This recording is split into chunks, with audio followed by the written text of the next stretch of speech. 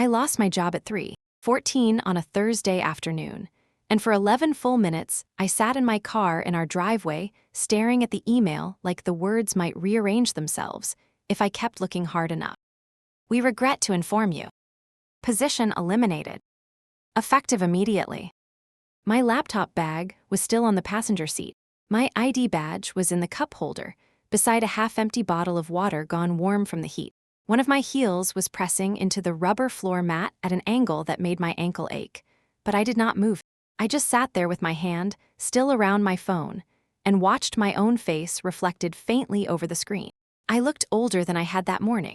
Not by years, by something flatter and meaner than that. Inside the house, the kitchen light was on. I could see it through the curtain over the window above the sink. I could almost picture everything without opening the door. The clock over the pantry, the dish towel looped over the oven handle, my mother standing at the counter in the space I had paid to Rettle 3 summers ago after the old laminate bubbled from a leak under the sink. My father in the living room with the television on too loud, pretending the world outside his chair had nothing to do with him. I should have stayed in the car longer. I know that now. But shock makes you reach for routine. Mine was going inside. When I opened the front door, the house smelled like onions and black pepper, and the chicken broth my mother always used when she wanted dinner to feel like proof that the family was still a family. The smell hit me so hard, it almost made me cry right there in the entryway, which annoyed me immediately. I had lost my job, not my nerve. I set my keys in the ceramic bowl by the door, the blue one with the hairline crack I had noticed in a discount store and bought because my mother said it looked expensive. From the kitchen, she called, "That you?" Her voice sounded normal. Too normal. Yes. You're home early. Not, "Are you okay?" Not, "What happened?" Not, "Why do you sound like that?" Just, "You're home early." I walked into the kitchen and saw her at the counter, one hand flat on the cutting board, the other wiping a wet circle off the wood with the beige dishcloth I had picked up last Thanksgiving when the old ones were falling apart. She looked at me once quickly and then at the clock. I think some part of me was still waiting for her face to change. It didn't. "I got laid off," I said. The words came out cleaner than they had any right to. Not shaken, not cracked, just flat. My mother stopped moving for one beat. A small one, so small I could have missed it if I had not spent most of my life learning her pauses the way other people learned weather signs. Then she folded the cloth in half. "Oh," she said. She said nothing else. The refrigerator hummed. Oil popped softly in the pan. In the living room, a man on television laughed too loudly at something I stood there waiting for the rest of her. It did not come. She set the cloth down beside the sink and said, in the same tone she used to remind me to pay the water bill before the late fee hit, "Then you need to think about what you're going to do next. This house can't carry another unemployed adult." For a second, I honestly did not understand her. My body understood before my mind did. My chest tightened. My fingers went cold, but my mind was still one step behind, still trying to force her sentence into some kinder shape. I said, "What?" She turned to face me fully then, but there was no shame in her face. No panic at having said the wrong thing to a daughter, who had just walked in holding the wreckage of her day in both hands. Only that same steady look she had when she was being practical and wanted everyone else to feel childish for having emotions about it. "You heard me." I laughed once, because sometimes that is what your body does when something is too ugly to accept whole. "Mom, I just told you I lost my job." "Yes," she said, "and I said you need to make a plan." The pan on the stove hissed. She lowered the heat without looking away from me.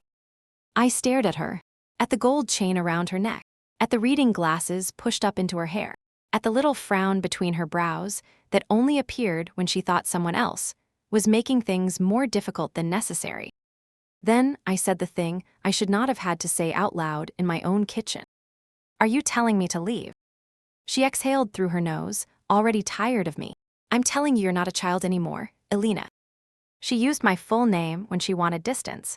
Not honey, not sweetheart, not even the clipped version she used when company was over. "Elena, it's time you learned to stand on your own 2 feet again.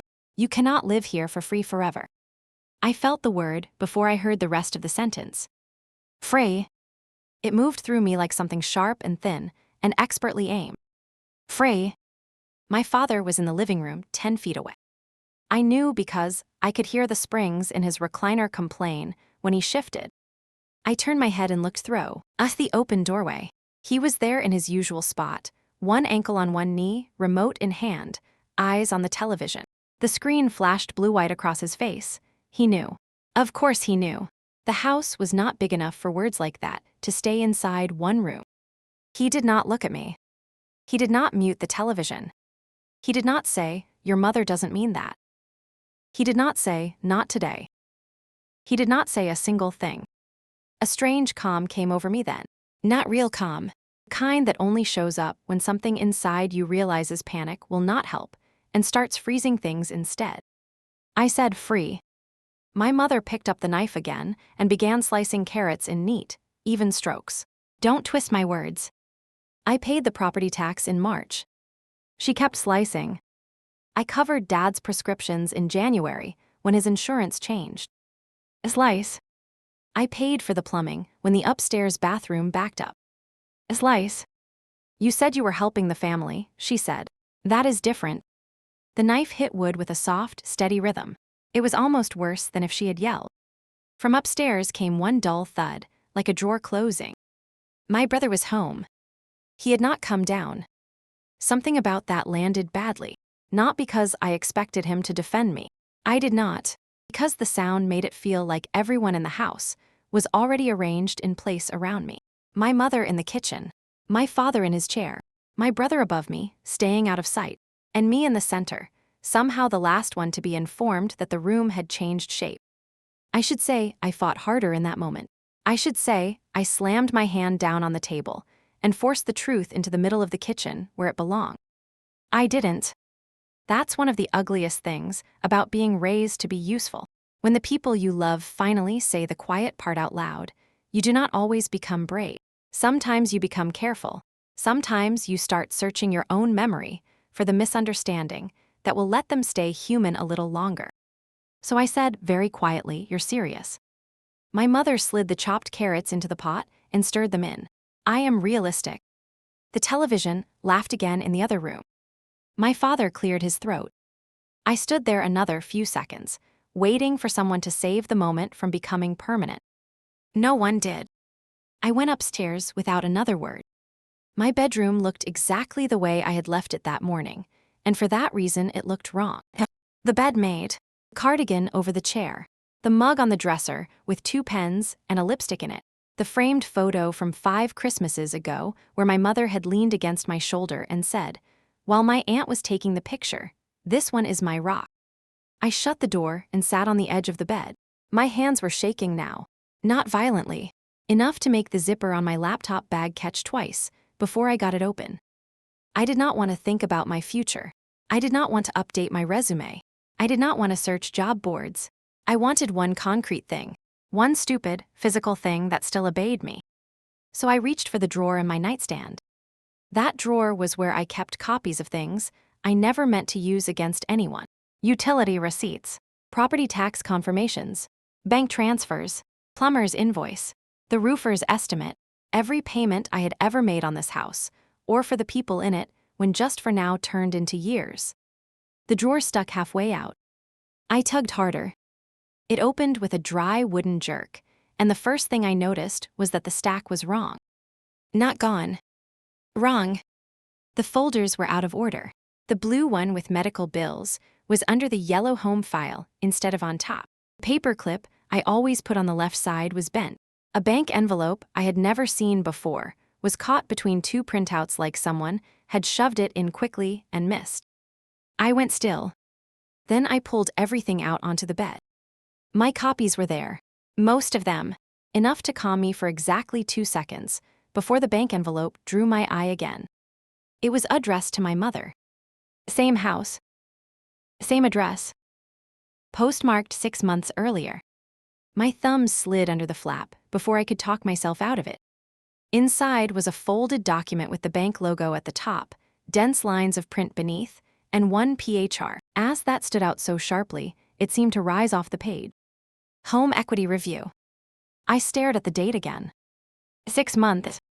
6 months before I lost my job. 6 months before my mother looked me in the face and said I could not live here for free forever. 6 months before tonight. Downstairs, I heard my mother call my father to the table. T-A-E sound floated up the staircase, like nothing in the house had changed. But kneeling there on my bed with that paper in my hand and my drawer half emptied around me, I understood something I had not been ready to understand in the kitchen. This did not begin today. I sat back on my heels and pulled the rest of the paperwork out until the drawer was empty and the bedspread disappeared under years of receipts, transfer confirmations, invoices, and folded printouts with my name at the top and my money at the bottom. In less than a minute, my room stopped looking like a bedroom. It looked like an audit. Not of the house. Of me. I picked up the electric bill first. February, 2 winters ago. The amount due had been circled in blue ink, not by me. By my mother. She always pressed too hard when she wrote numbers, as if force alone could make them smaller. I remembered that month immediately. My father had started using a second space heater because his knees hurt more in the cold. My brother kept forgetting to turn the first one off when he left for work. The bill came in almost double. My mother called me while I was standing in the cereal aisle at a grocery store and opened with, "Don't panic," which was how she always began when she wanted me to absorb the panic for her. I had balanced the phone against my shoulder and listened while she explained the weather, the heaters, my father's pain, the way everything always seemed to hit at once. She never asked directly at first. She arranged the facts into a shape that made refusing feel cruel. "I can send something Friday," I had told her. There had been a pause. Then she said, quietly, warmly, almost like she was embarrassed to need me, "I knew I could count on you." At the time, that sentence had settled inside me like trust. Now, holding the bill with the blue CI arcly around the amount, I could hear the machinery under it. She had not been relieved. She had been confirmed. I set the bill down and picked up the pharmacy receipt. January, last year. My father's blood pressure medication had changed after some issue with his insurance, and the copay had nearly tripled. I remembered the fluorescent lights over the pharmacy counter, the line behind my mother, the way she lowered her voice when she called, not because she was ashamed, but because soft voices travel deeper when they are asking for help. "If I leave one of the prescriptions, he can stretch what he has," she had said. She worked that way a lot. She almost never asked for money straight out. She described the edge of the cliff and let me get there on my own. I sent the money before she got to the register. I remembered going back into my office after that and standing in the break room, looking at my reflection in the dark microwave door, trying to work out whether I could still afford the boots I had promised myself I would buy before the old pair split any further at the seam. I never bought them. The old ones lasted another winter if I avoided puddles and did not look too closely at the soles. What nobody ever saw was not just the money leaving my account, but everything that left with it too. Boots, dinners out, weekends away, a graduate class I almost enrolled in twice, a savings account that kept getting treated like a waiting room for other people's emergencies. The first month's rent on a small apartment with south-facing windows I had loved, and then talked myself out of because the timing felt selfish. I found the roofing estimate underneath the tax papers, and that one brought back Daniel before it brought back the storm. The rain had come through hard and sideways that spring, and by morning, half the shingles above the backside of the house had lifted. Water started dripping into the attic. My mother called me before I was fully awake, voice tight, already halfway into the problem. By noon, I had 3 quotes. By 3, I had sent the deposit. By 6, I was almost an hour late to a dinner reservation Daniel had made a month earlier. I still remembered the restaurant, candlelight in glass jars, rain streaking the windows, Daniel sitting there with his napkin still folded in his lap because he had not ordered yet. He was not angry when I sat down. He was tired. That landed harder than anger would have. "Do you ever get to arrive anywhere before your family does?" he asked. I laughed because I thought he was trying to start an argument. But he did not laugh back. "No, seriously," he said. "Do you?"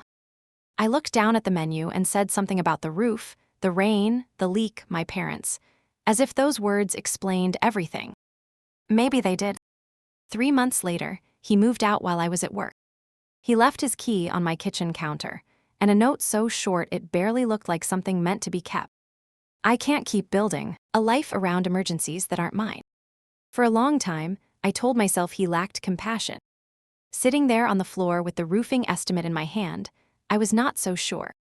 I put it down and reached for the transfer confirmations. The pattern showed itself most clearly there. Not one huge sacrifice dramatic enough to point to. Nothing clean. Nothing theatrical. Just a long line of manageable amounts that were never quite small enough to mean nothing and never quite large enough, on their own, to force me to say no. $200 for my father's copay. $300 for my brother's certification exam because he just needs one push. $600 for the water heater. $400 for groceries when my mother missed work after dental surgery. $800 toward the property tax because we'll settle it later. A few hundred for the tow truck when my brother's car died. Another few hundred for the plumber when the upstairs bathroom backed up. Card payment for the refrigerator after the old one failed and spoiled my father's insulin. None of it came with a formal agreement. That was how my family operated. Every single payment belonged to a sentence like this one. Just until next month. Just until things settle. Just until your father gets back on his feet. Just until your brother catches up. Just until we can breathe again. Problem was, in my family, breathing again never seemed to arrive. I stood and walked out into the hallway because I could not keep staring at the floor without feeling like I would disappear into it. The house was quiet in that late evening way that made every familiar object feel like it had been listening longer than I knew. The light over the stairs threw a soft yellow strip across the banister. My fingers brushed the wood as I started down. I had paid to have that railing reinforced after my father slipped one winter and caught himself hard enough to bruise his ribs. I remembered standing right there while the contractor explained what was loose and how much it would cost. My mother had pressed the back of her hand to her mouth and said, "I don't know what we'd do if he fell again." I had answered before she even looked at me. "I'll take care of it." At the time, that sentence had felt like love in action.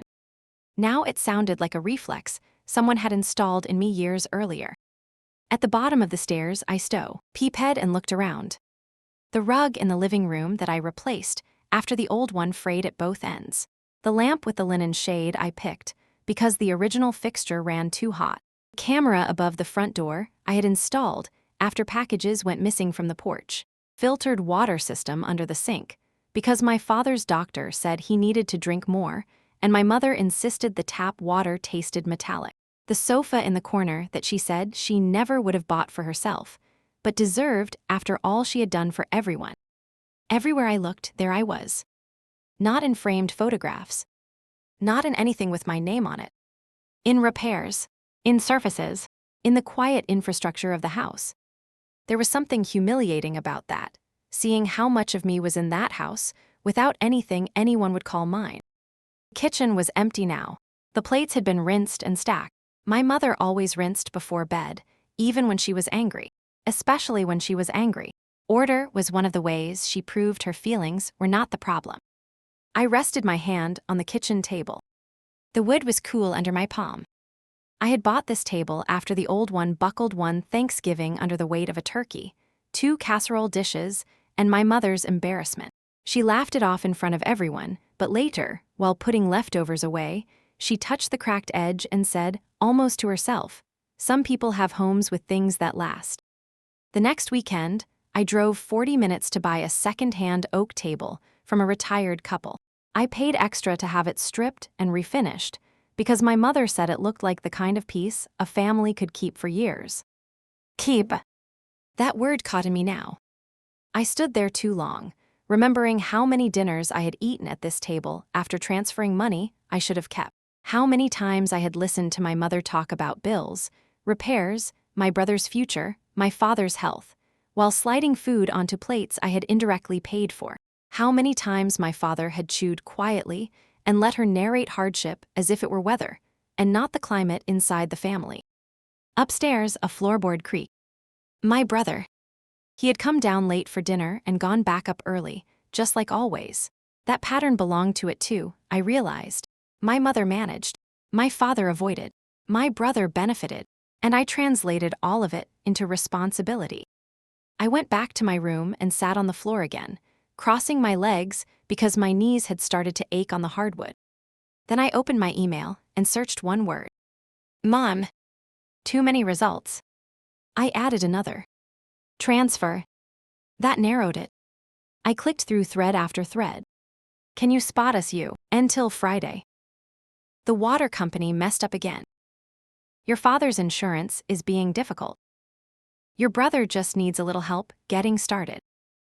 I hate asking, but I don't know who else I can rely on. You've always been the one I trust. You understand how this family works. You're my steady girl.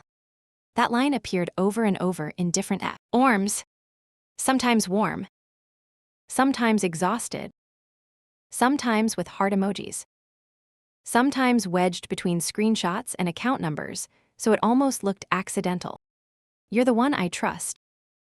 I can count on you. You've always been the reliable one. I only ask because you understand.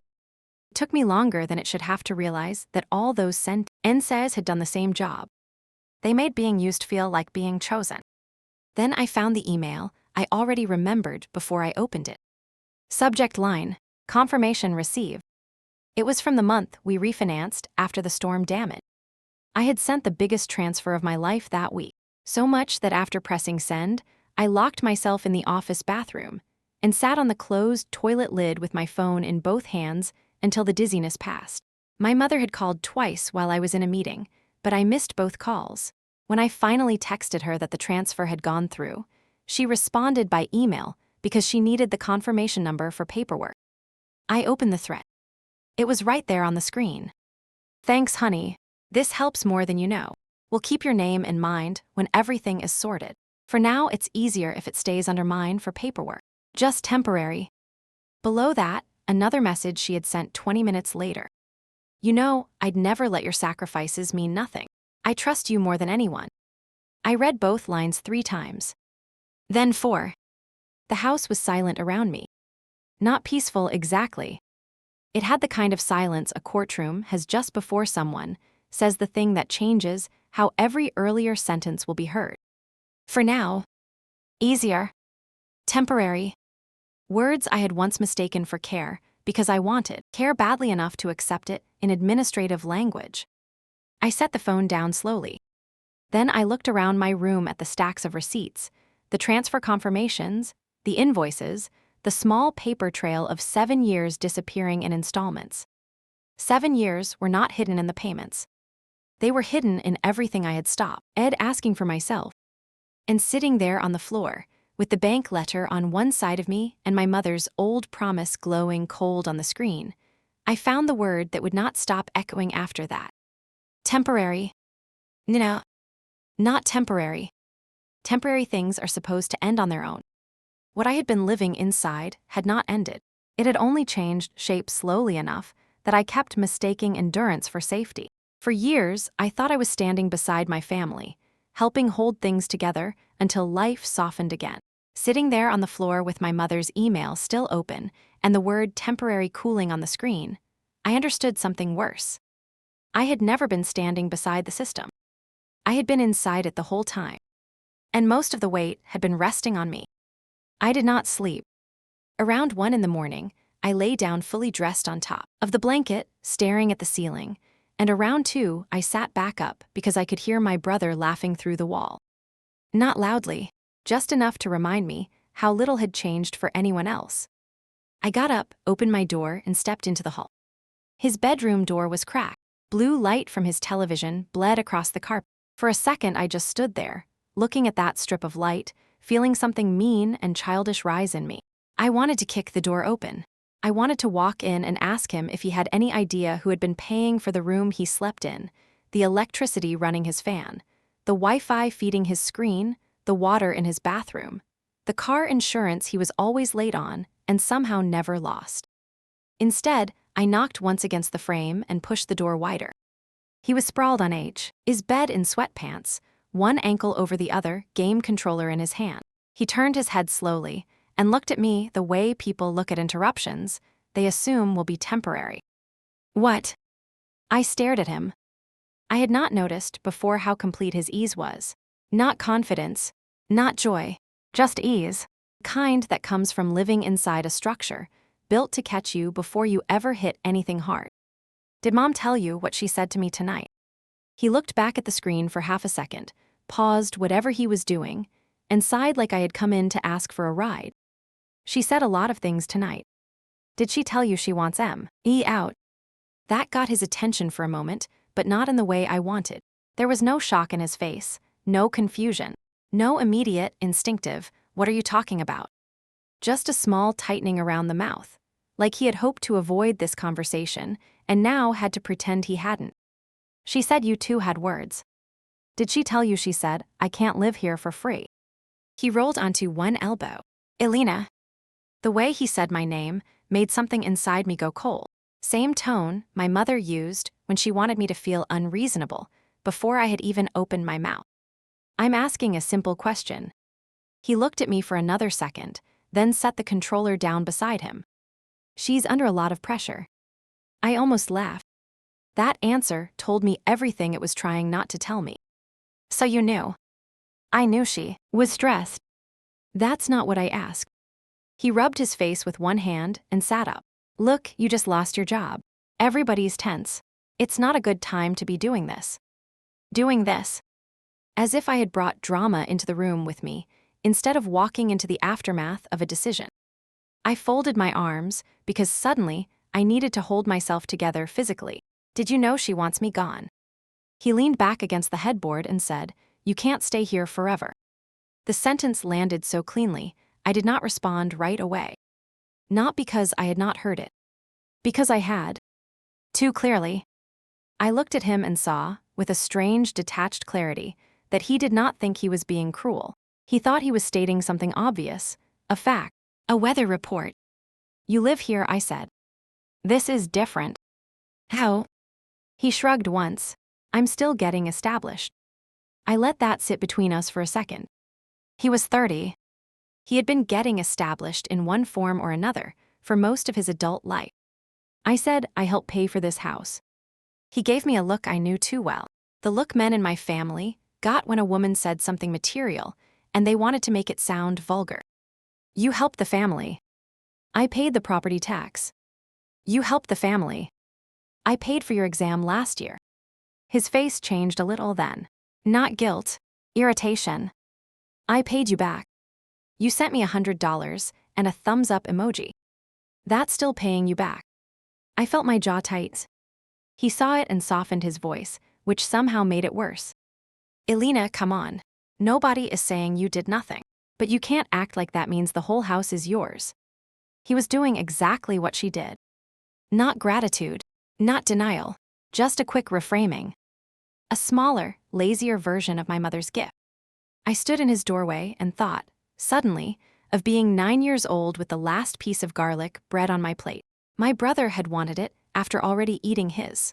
My mother had looked at me and said, "You're the older one. Be generous." When I gave it to him, she smiled at me like I had chosen virtue. He did not even say thank you. He just ate it.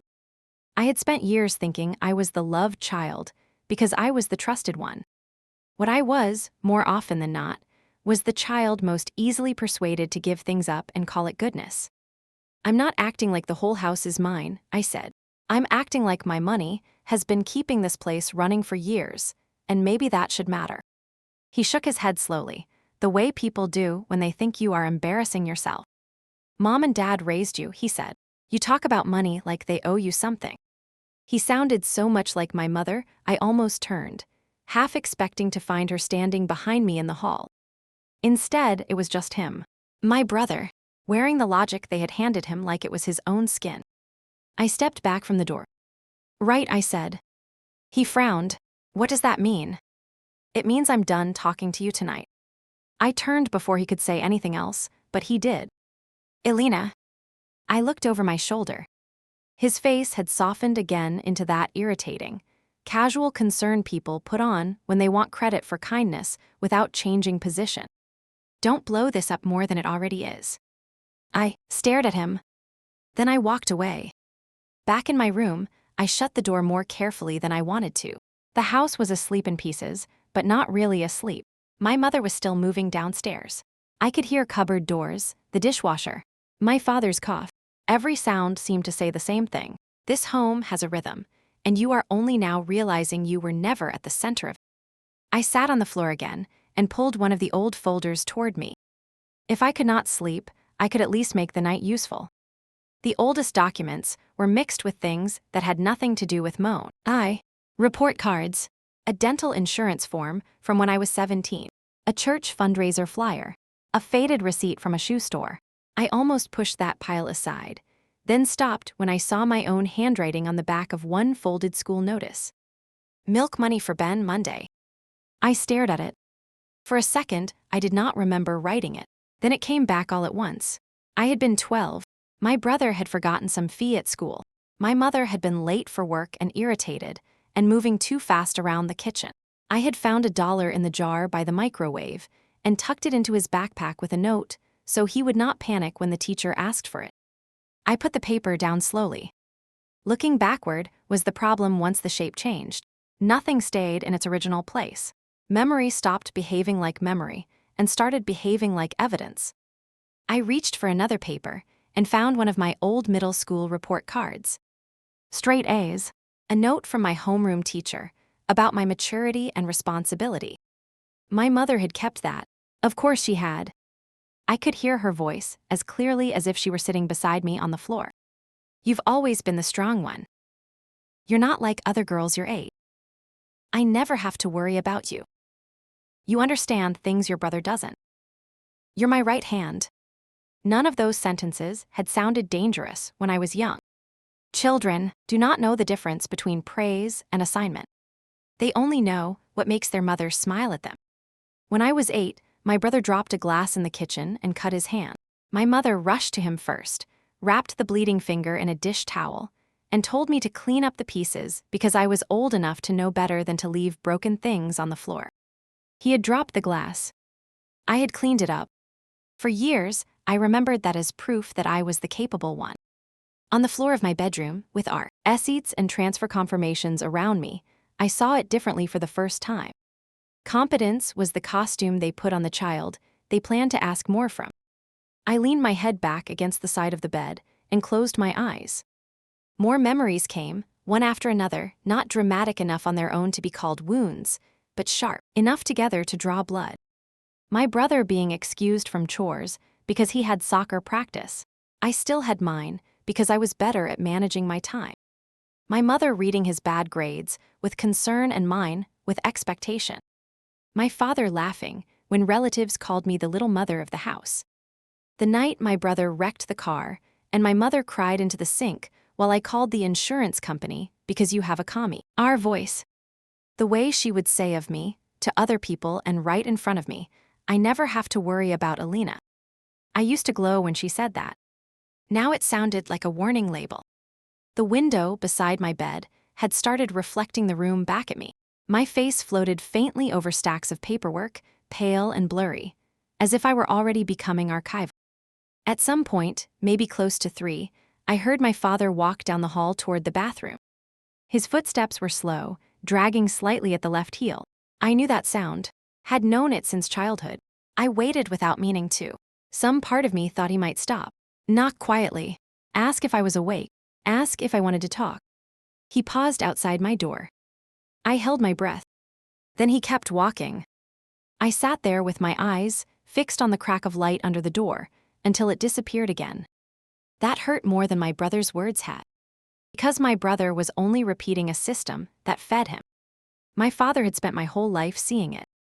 And choosing not to interfere. In the morning, the house woke up early. My mother's alarm at 6, the shower running, coffee grinder, cabinet doors opening and shutting with the efficiency of somebody who still believed routine could reduce consequence. I had not slept enough to call it sleep, but I got up anyway and pulled on yesterday's jeans. When I stepped into the kitchen, my mother was at the stove scrambling eggs. She glanced at me once and then back at the pan. My father sat at the table reading the local paper, though I knew for a fact he had stopped renewing the subscription years ago and only picked one up when he wanted something in his hands that made him look occupied. No one said anything at first. The smell of coffee filled the room. The same room where 12 hours earlier my mother had informed me I could not live here for free. She slid eggs onto 3 plates. Not 4. I noticed that first. She did do it dramatically. She did not announce it. She just moved through breakfast, as though the shape of the family had already been adjusted, and the pan had obeyed before I did. I watched her set 1 plate in front of my father, and 1 near my brother's empty chair. Then she covered the skillet and turned the burner off. I said, "Am I supposed to make my own?" She opened the fridge and took out orange juice. "You're up early. I thought you'd still be sleeping." I waited. She poured for my father, set the carton down, wiped 1 drop from the counter. Then, without looking at me, "There are eggs left. Not cruel enough to name. Not kind enough to miss." I opened a cabinet for a plate and found the shelves rearranged. My mug, the dark blue one I always used, was gone from the second shelf. I looked around and spotted it by the sink, turned upside down on the drying mat beside 2 chipped glasses and a travel tumbler that belonged to my brother. A stupid thing. A tiny thing. But it hit me with a clarity that made my throat burn. People do not move your things when they expect you to stay. My brother came down a minute later already dressed for work, hair wet, keys in hand, and kissed my mother's cheek on his way to the table. "Morning." She smiled at him. A real one. Not large, just easy. Then she reached past him and adjusted his collar like he was 12, and I had imagined the last 12 hours. I stood there holding an empty plate and watched her hand fall back to her side. Something in me cooled further. Not because she loved him. Because she could still offer softness so naturally, so freely, after using practicality on me like a blade. My brother sat, picked up his fork, and looked at me standing by the counter. "What?" "That again." Always as though I had arrived in the middle of something, instead of living in the house longer than he had known how to shape. "Nothing," I said. My father rustled the paper. My mother finally turned and looked at me directly. "If you're going to be home today," she said, "try to tidy your room. If people need to come by, I don't want the house looking chaotic." I stared at her. The silence that followed was so complete, I could hear the refrigerator motor kick on. "If people need to come by," I repeated. She picked up her coffee mug. "I'm just saying." "What people?" She took a sip instead of answering. My brother kept eating. My father turned a page he was not reading. The feeling came back. Not that I was being asked to leave because I had lost my job. That I was the last one being informed that the machinery had already started moving. I set the plate back on the counter. My mother's eyes flicked to it and then away. "What people?" I asked again. This time she answered, but not the question I had asked. "You don't need to make everything harder than it has to be." I looked at my father. He folded the edge of the paper with 1 finger, smoothed it, did not raise his eyes. The room held for a second.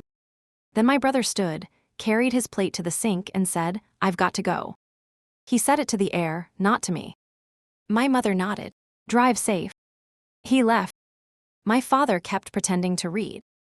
I stood in the kitchen, still hungry, still tired, still unemployed, and suddenly saw the whole family not as 3 separate people making 3 separate choices, but as a single arrangement with assigned functions.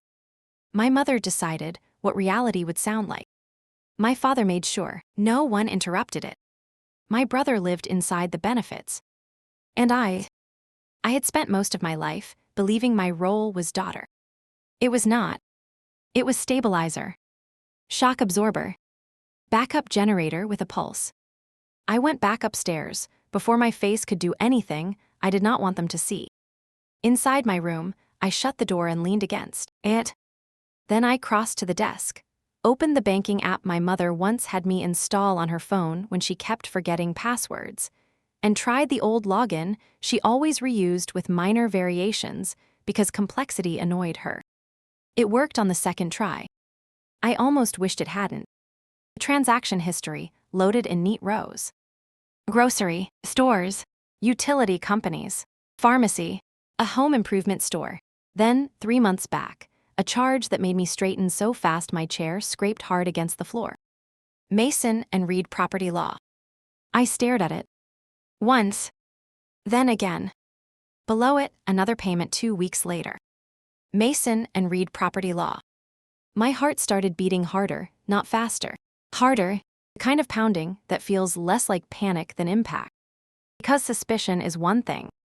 Seeing a name is another. I clicked into the first charge and read the amount. Consultation fee.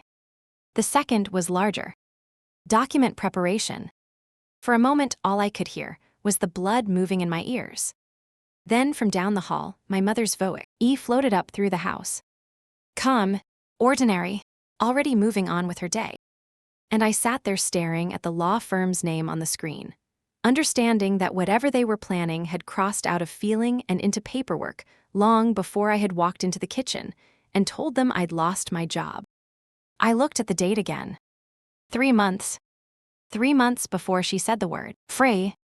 3 months before breakfast plates became 3 instead of 4. 3 months before she told me to tidy my room in case people needed to come by. My hand tightened around the phone. I clicked back into the account and scrolled slowly this time. Every charge around the law firm payments seemed to glow with a strange second meaning. A hardware store I did not remember. A linen order. Payment to a locksmith 2 weeks after that. My stomach turned over. I took a screenshot of everything before the old guilt could wake up and tell me I was violating privacy. Privacy. Privacy was another word my family liked to use when they wanted to protect a decision I was financing. I sent the screenshots to myself, then to an email folder I never used for anything personal. The act felt small and ugly and thrilling in a way I hated. Like I was becoming the kind of daughter my mother had always warned me other women turned into once money got involved. No, that wasn't true either. I was becoming the kind of daughter who had finally noticed money had always been involved. I stood up too quickly and had to catch the desk with one hand. My room suddenly felt close and overused, like a hotel room on the morning you realize checkout is not a suggestion. The chair, the lamp, the narrow closet, the framed print I had hung above the dresser, because my mother said blank walls made a room look temporary. Temporary. That word again. I slipped my phone into my back pocket and opened my bedroom door. The hall was empty. Downstairs, I could hear the vacuum now. My mother had moved on from breakfast to cleaning, which meant one of two things. Either she was upset and scrubbing the house into order until everyone else fell in line with it, or she was preparing for someone. Given the charges on the account, I no longer believed in ordinary explanations. I went first to the linen closet at the end of the hall. It sounds ridiculous now, how instinctive that was. But when you grow up in one house your whole life, you learn where change begins before it reaches the front of the stage. Closets, junk drawers, spare rooms, places where intention gathers before it becomes visible. The linen closet door stuck halfway, as it always had. I pulled harder, and the shelves came into view. New towels, still folded with the cardboard bands around them. A cream-colored sheet set in a clear zip bag. A package of 2 pillows. I stared at them for a second too long. My mother did not buy new linens casually. She mended fitted sheets until the elastic gave out in loops. She turned old towels into cleaning rags. She had once called fresh guest bedding the kind of expense people make when they like pretending. I touched the plastic on the sheet set. Cold. Unused. Bought for something. Or someone. I shut the closet and turned toward the spare room at the far end of the hall. No. Not the spare room. The upstairs room. My mother called it that when he wanted it to sound like a category, not a room with a history. The door was closed. I put my hand on the knob and stopped. The carpet under my feet was the same beige we had installed 5 years earlier, after the old one frayed beyond saving. I had chosen it because it was cheap and durable. My mother had said good, something neutral, something that won't show wear. I opened the door. The room smelled faintly of dust and fabric softener. At first glance, it looked cleaner than I remembered. The old exercise bike was gone. So were the 2 boxes of Christmas decorations, and the broken standing fan my father swore he would fix someday. Curtains had been changed. The old dark blue ones I bought at a clearance outlet years ago were gone, replaced by soft gray panels that matched the hallway paint. The bed was made. Not just made, staged. New quilt. 2 pillows instead of 1. A small tray on the dresser with a candle and a fake succulent. The closet door closed all the way instead of hanging slightly open the way it always had. I stepped inside and felt something pull tight in my chest. This was not tidying. This was preparation. I went to the window and looked down. At the backyard, the lawn needed mowing. The fence leaned a little to the left near the gate. I had paid for half that fence after the storm 3 summers ago, and my mother had promised we would finish the rest when things were easier. I turned back to the room. On the dresser sat a small frame. Empty. Not a photo frame from the house. A new one. Bought recently. Paper insert was still inside, smiling with a stock image of 2 strangers on a beach. My hand hovered above it, then dropped. There are discoveries that feel like explosions. And there are discoveries that feel like furniture being moved 1 inch at a time while you are still inside the room. This was the second kind. I heard my moth's call from downstairs. Elena. I looked at the made bed. At the curtain folds. At the empty frame. Then I stepped back into the hall and closed the door behind me. Yes. Can you come down here a second? Her voice was normal. Of course it was. I went down slowly, feeling the house around me with an intensity that made everything seem staged. The banister under my palm. The framed family photo on the landing from my cousin's wedding. My brother in the center of it, my mother angled toward him without knowing it. My father smiling in that thin way he used when other people were around, and me at the edge with one hand on my mother's shoulder, already positioned like support. When I reached the kitchen, my mother was standing by the island with the vacuum unplugged and cord wrapped around one hand. Did you move the things out of the upstairs room? I asked. She blinked once, as if she had expected some other question and now had to slide this one into a prepared answer. I've been organizing. Why? It needed it. That's not an answer. Her mouth flattened a little. Not every change in this house is about you. I let that sit there. Then I said new sheets, new towels, new curtains, a locksmith charge, 2 payments to a property lawyer. The cord slipped in her hand. Only a little. But I saw it. Then her face settled again. She folded the vacuum handle down with precise care and said, "You went through my account." I almost laughed. Not because it was funny. Because there it was. The pivot. Not what are you talking about. Not I can explain. Not you're mistaken.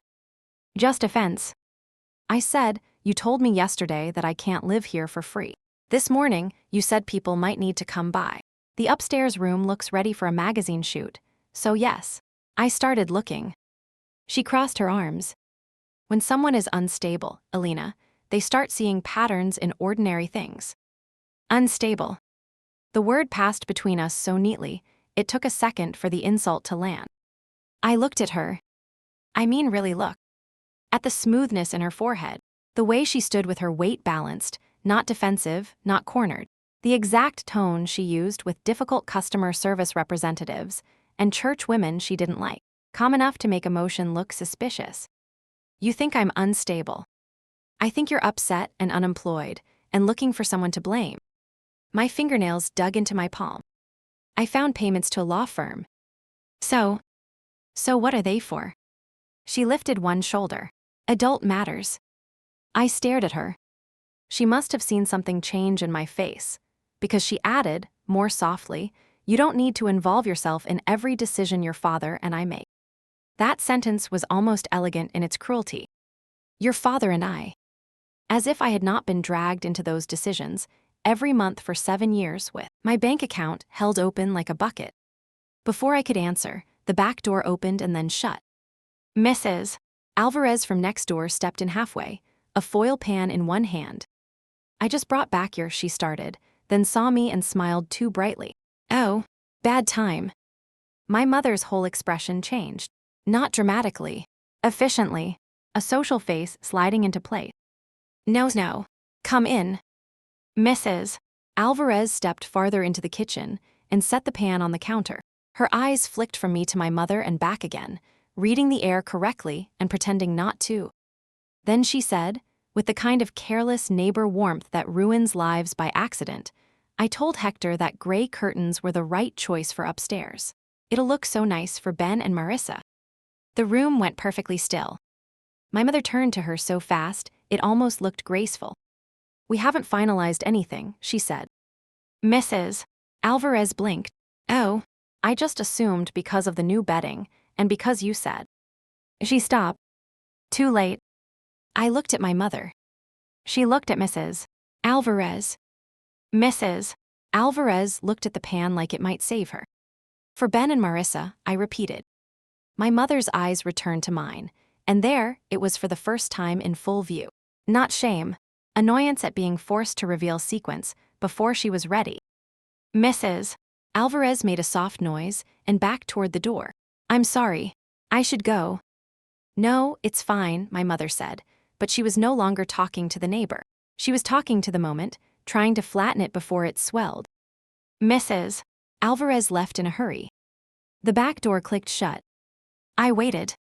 My mother picked up the foil pan, moved it an unnecessary 2 inches to the left, and said, You're making this bigger than it is. I felt heat rise into my face. Bigger than what? The room. The room. For when he gets married, she said, as if I were stupid. What did you think parents do? They help their children. I stared at her. And I'm not your child. She sighed. That sound. That weary, burdened sound she used whenever she wanted her cruelty to arrive, dressed as fatigue. Don't do that. Do what? Turn everything into a performance. For a second I forgot to breathe.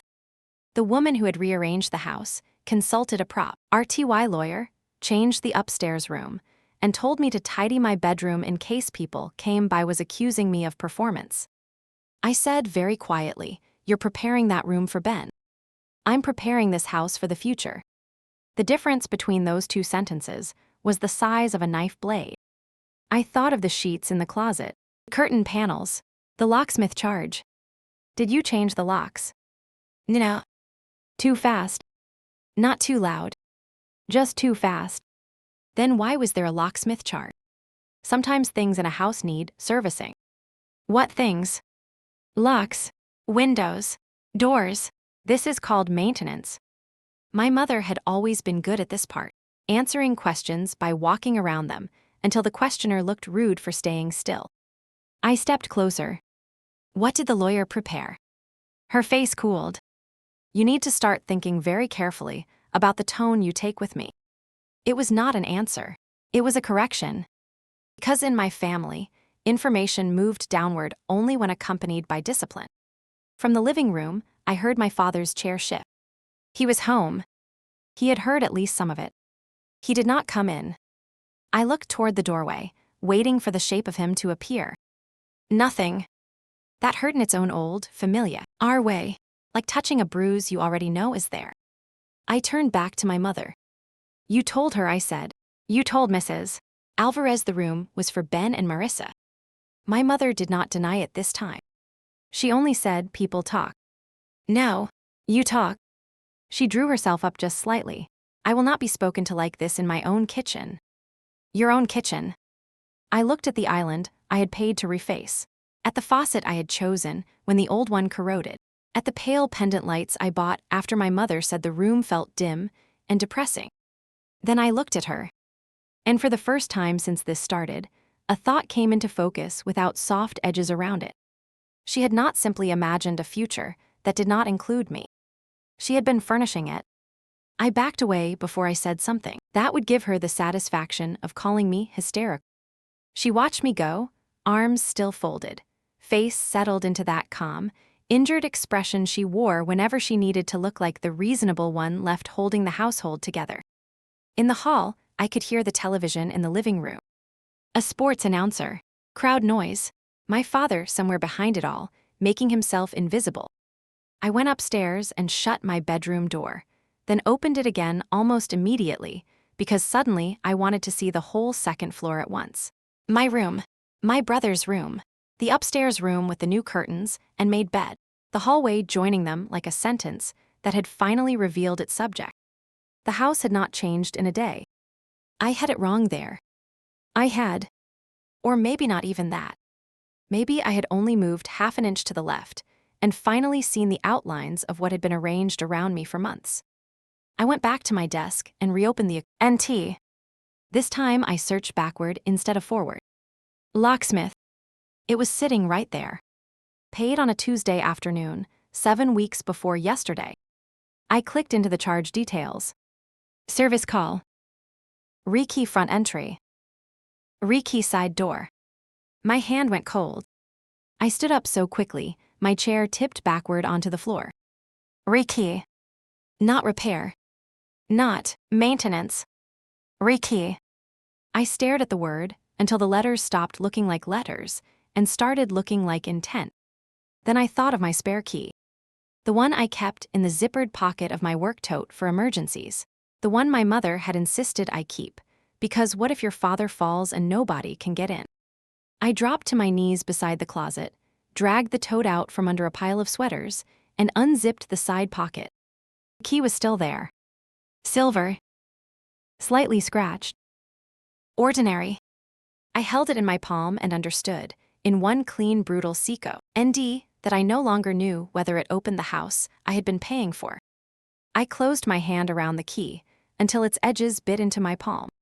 For a second, I just stood there in the middle of my room, staring at the door, trying to decide what felt worse, that someone had changed the locks, or that they had done it early enough to build future of the house around the possibility that I would not notice until it was useful for them. Then I slipped the key into my pocket, right where I had always kept it when I still believed emergency access meant belonging. When I bent to set the chair upright again and sat back down at my desk, my hands were steady. That frightened me more than shaking would have, because shaking would have meant I was still only hurt. This felt like something colder. There is a point in certain kinds of betrayal where the pain does not get louder. It gets cleaner. Your body finally understands that grief is not the job anymore. Observation is. I reopened my folder of screenshots, the charges, the dates, Mason and Reed, the locksmith, the consultation, the document preparation, the timing of all of it. Then I opened the folder on my desktop where I had dumped everything from the night before. Tax confirmations, transfers, roofing invoice, plumbing receipt, the refinance email. The word temporary sitting there in black and white like a hand once placed gently on my shoulder, now revealed as pressure. I pulled all of IT into one folder and named it house. Then I stopped. No, not house. I renamed it evidence. The word sat on the screen in capital letters, hard and ugly and exact. From downstairs, I heard the front door open and close. Then my brother's voice. Then another voice. A woman's. Marissa. I froze. Not because I was surprised she came by. She had been around the house more and more the last 6 months. Quick drop-ins, Sunday dinners, that bright, polished warmth some women wear when they already know they are being welcomed into the center of something. No, what froze me was the timing. My mother had told me to clean my room in case people came by. The upstairs room had been staged. The sheets were new. Mrs. Alvarez had said the room would look nice for Ben and Marissa. And now Marissa was downstairs. My mother laughed at something. A light, easy laugh. I had not heard that sound from her since before I lost my job. I stood up and crossed the room, then stopped at the top of the stairs. I could see part of the living room from there. My father's recliner, the arm of the sofa, my mother's shoulder as she moved toward the kitchen, my brother standing near the hallway, one hand in his pocket, smiling in that half-lazy way men smile when the world around them is arranged by women doing invisible labor. Marissa stood near the front door, holding a bakery box. Hi, she called when she saw me. Too bright. Too natural. Like I was just another member of the household, descending into a normal afternoon. I made myself keep walking. Hi. She lifted the box a little. I brought lemon bars. Your mom said everyone could use something sweet. Your mom. Not Mrs. Alvarez. Not Ben's mother. Your mom. That should not have hurt. It did. Because the claim was still being spoken out loud, even while the rights under it were being redistributed. My mother emerged from the kitchen, drying her hands on a dish towel. The same dish towel from yesterday. Beige. Slight fray at one corner. Bought by me. Used by her. The whole house had begun to feel like that. Oh good, she said. You're up. Up. As if I had taken a nap, instead of spent the last 24 hours discovering that my family had hired a property lawyer, before telling me I no longer belonged in the house I had been paying to maintain. Marissa smiled at me again, uncertain now. She could feel something in the room. Not enough to name. Enough to want to survive it. I was just stopping by, she said. Ben said. Ben says a lot of things, I said. My brother's eyes snapped to mine. Jesus, Alina. There was a silence after that. Short, awkward, dense enough that Marissa shifted the bakery box from one hand to the other. My mother's voice came out perfectly measured. We're not doing this now. Not don't embarrass yourself. Not what's wrong with you. Not can we talk privately. We're not doing this now. As if I were the event. As if there were a script. As if the only problem was my refusal to keep my lines. I looked at Marissa. She looked back at me with that careful expression polite women wear when they know there's a family problem, but have not yet decided whose version of it will cost less to believe. I said, did Ben tell you he's moving into the upstairs room? My brother laughed on, see, but there was no humor in it. Elena. Marissa blinked. What? My mother stepped in before he could answer. No one is moving anywhere yet, she said. We've talked about possibilities. That's all. Possibilities. My mother loved words like that. Words with soft edges. Words that floated above concrete actions and tried to make them sound hypothetical. I said, then why are there new sheets in the linen closet and a rekey charge on your bank account? Marissa went very still. My brother's face changed first. Not surprise. Anger that I had dragged something unspoken out into the air, before he had the benefit of pretending it, was all still theoretical. My mother's face changed second, and only slightly. Her chin lifted a fraction. Her shoulders settled. Posture of someone stepping behind a podium. You went through my banking again. Again, she did not deny it. She did not explain either. She just accused me of looking too closely. I turned to Marissa. I'm sorry you're standing here for this, I said. I really am. But if you're part of what's being arranged in this house, I think you should know what the arrangement costs. My brother took one step toward me. Enough. No, I said, looking at him now. I'm actually done with enough. My father appeared in the living room doorway then, as if some internal threshold had finally been crossed. He stood there with one hand against the frame, not entering the kitchen, not leaving, just occupying the kind of middle space he had spent his whole life mistaking for innocence. What's going on? He asked. The question was so late, it almost made me dizzy. I looked at him and thought, you know exactly what's going on. You just want someone to say it gently enough that you won't have to answer for hearing it. My mother did not look at him. She looked at me. Put whatever scene you want to put on later, she said. Not in front of guests. Guests. I looked at Marissa again. She looked uncomfortable now, but not nearly as uncomfortable as she should have if she had no idea what was happening. That struck me all at once, sharp and immediate. Maybe she knew more than I thought. Maybe not everything. Enough. I asked, when were you going to tell me? No one answered. I let my eyes move from my mother to my brother, to Marissa, to my father and back again. When were you going to tell me, I said more slowly, that you were preparing this house for Ben and Marissa, while telling me I'd have to leave because I couldn't stay here for free? Marissa's mouth parted. Free. I saw the word land in her. Good. Let it. My mother inhaled through her nose. That is not what I said. The lie was almost elegant. My brother stepped forward again. She never said it like that. I looked at him. She said this house can't carry another unemployed adult. Then she told me I can't live here for free forever. My father's eyes moved, finally, toward my mother. Just for a second. Then away. There was no help in that look. Only confirmation. Marissa set the bakery box down on the counter very carefully, like she was afraid sudden movement would make the floor collapse. Ben, she said quietly, is that true? He ran a hand through his hair and gave the answer of a man who had been raised inside soft landings. You're taking this out of context. I laughed. I could not help it. Out of context. As though I had overheard a sentence in a grocery store, instead of being told, in my own kitchen, that my place in the house had terms and conditions. Okay, I said. Give her the context. Elena, my mother said. No, I'd actually love the context. My brother looked at Marissa, not at me. That told me everything. What he needed to preserve was not the truth. It was himself. He said, Mom's just trying to think ahead. That's all. Think ahead. I turned to Marissa. Did he tell you who paid the property tax in March? My brother's jaw tightened. Did he tell you who covered the plumbing after the upstairs bathroom backed up? Elena. Did he tell you who paid for the refrigerator? The roof. Dad's copays. His exam. Camera system.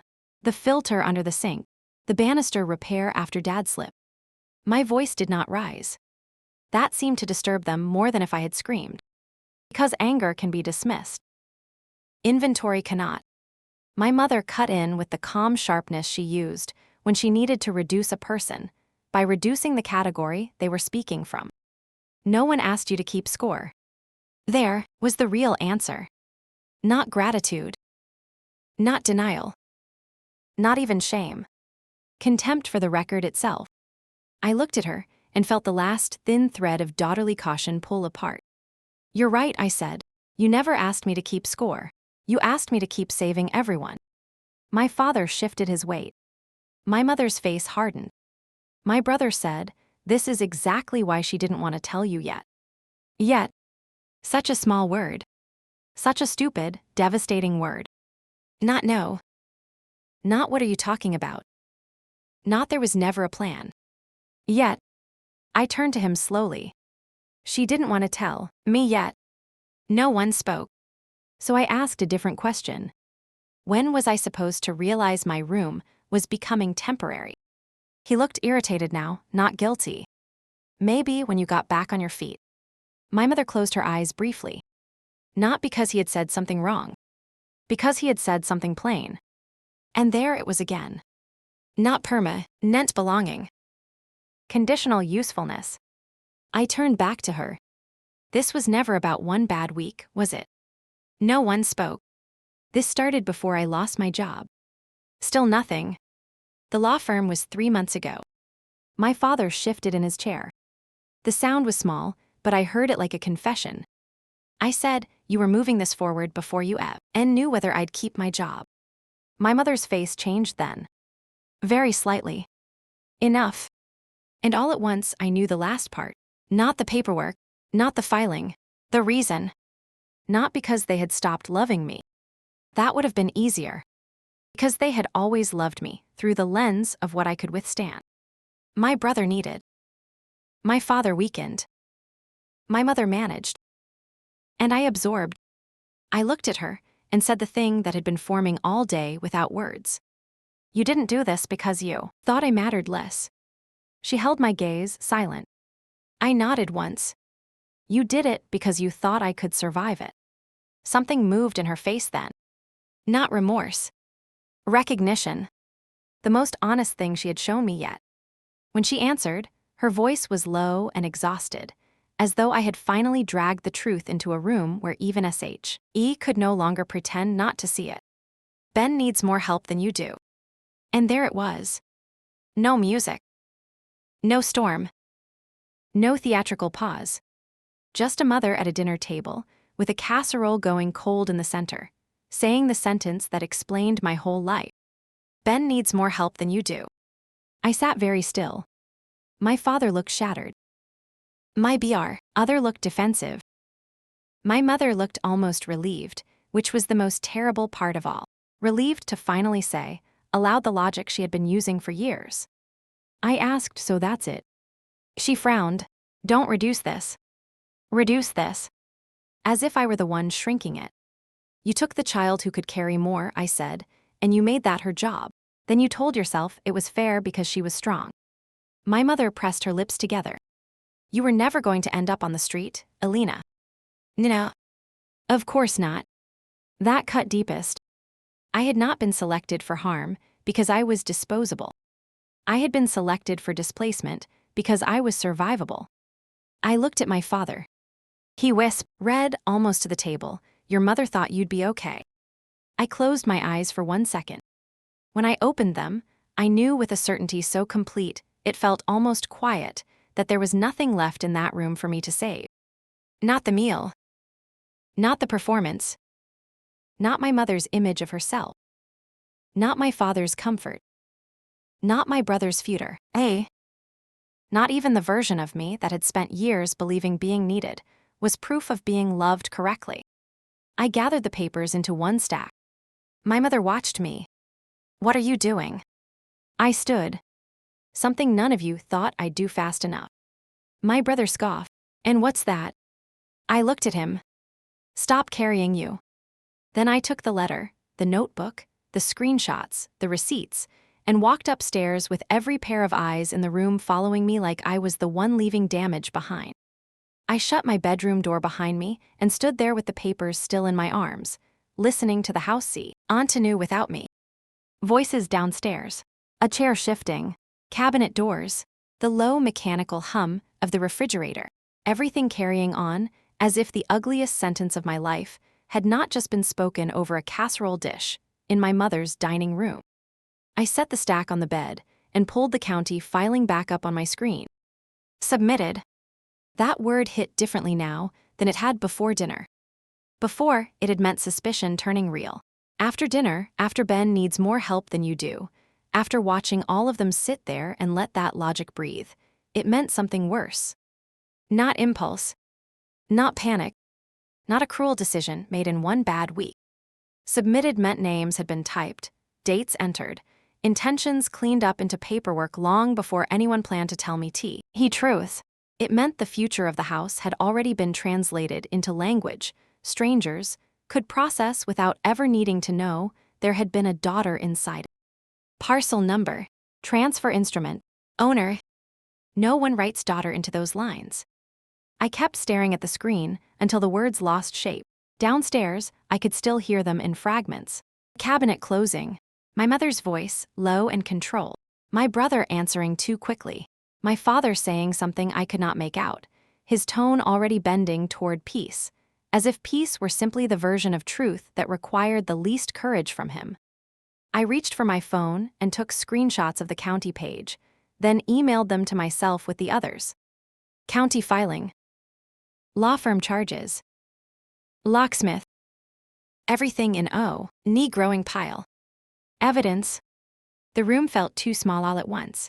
My lamp, my dresser, chair by the window, cardigan I had dropped over the back of it yesterday morning, before my job disappeared, before the word free, before my brother said yet, before the county website told me that the future had already been translated into paperwork. I stood up and paced once from the bed to the closet and back. Then I stopped. There was one thing not done yet, because some old obedient part of me still wanted permission before it went looking. I opened the closet and pulled down the cardboard banker's box from the top shelf. It was heavier than I remembered, full of old family paperwork. My mother had me sort 2 summers ago when she said we needed to get organized like responsible people. Insurance forms, tax folders, church donation receipts, my father's old pension statements, appliance warranties, collapsed file accordion held together with 2 rubber bands.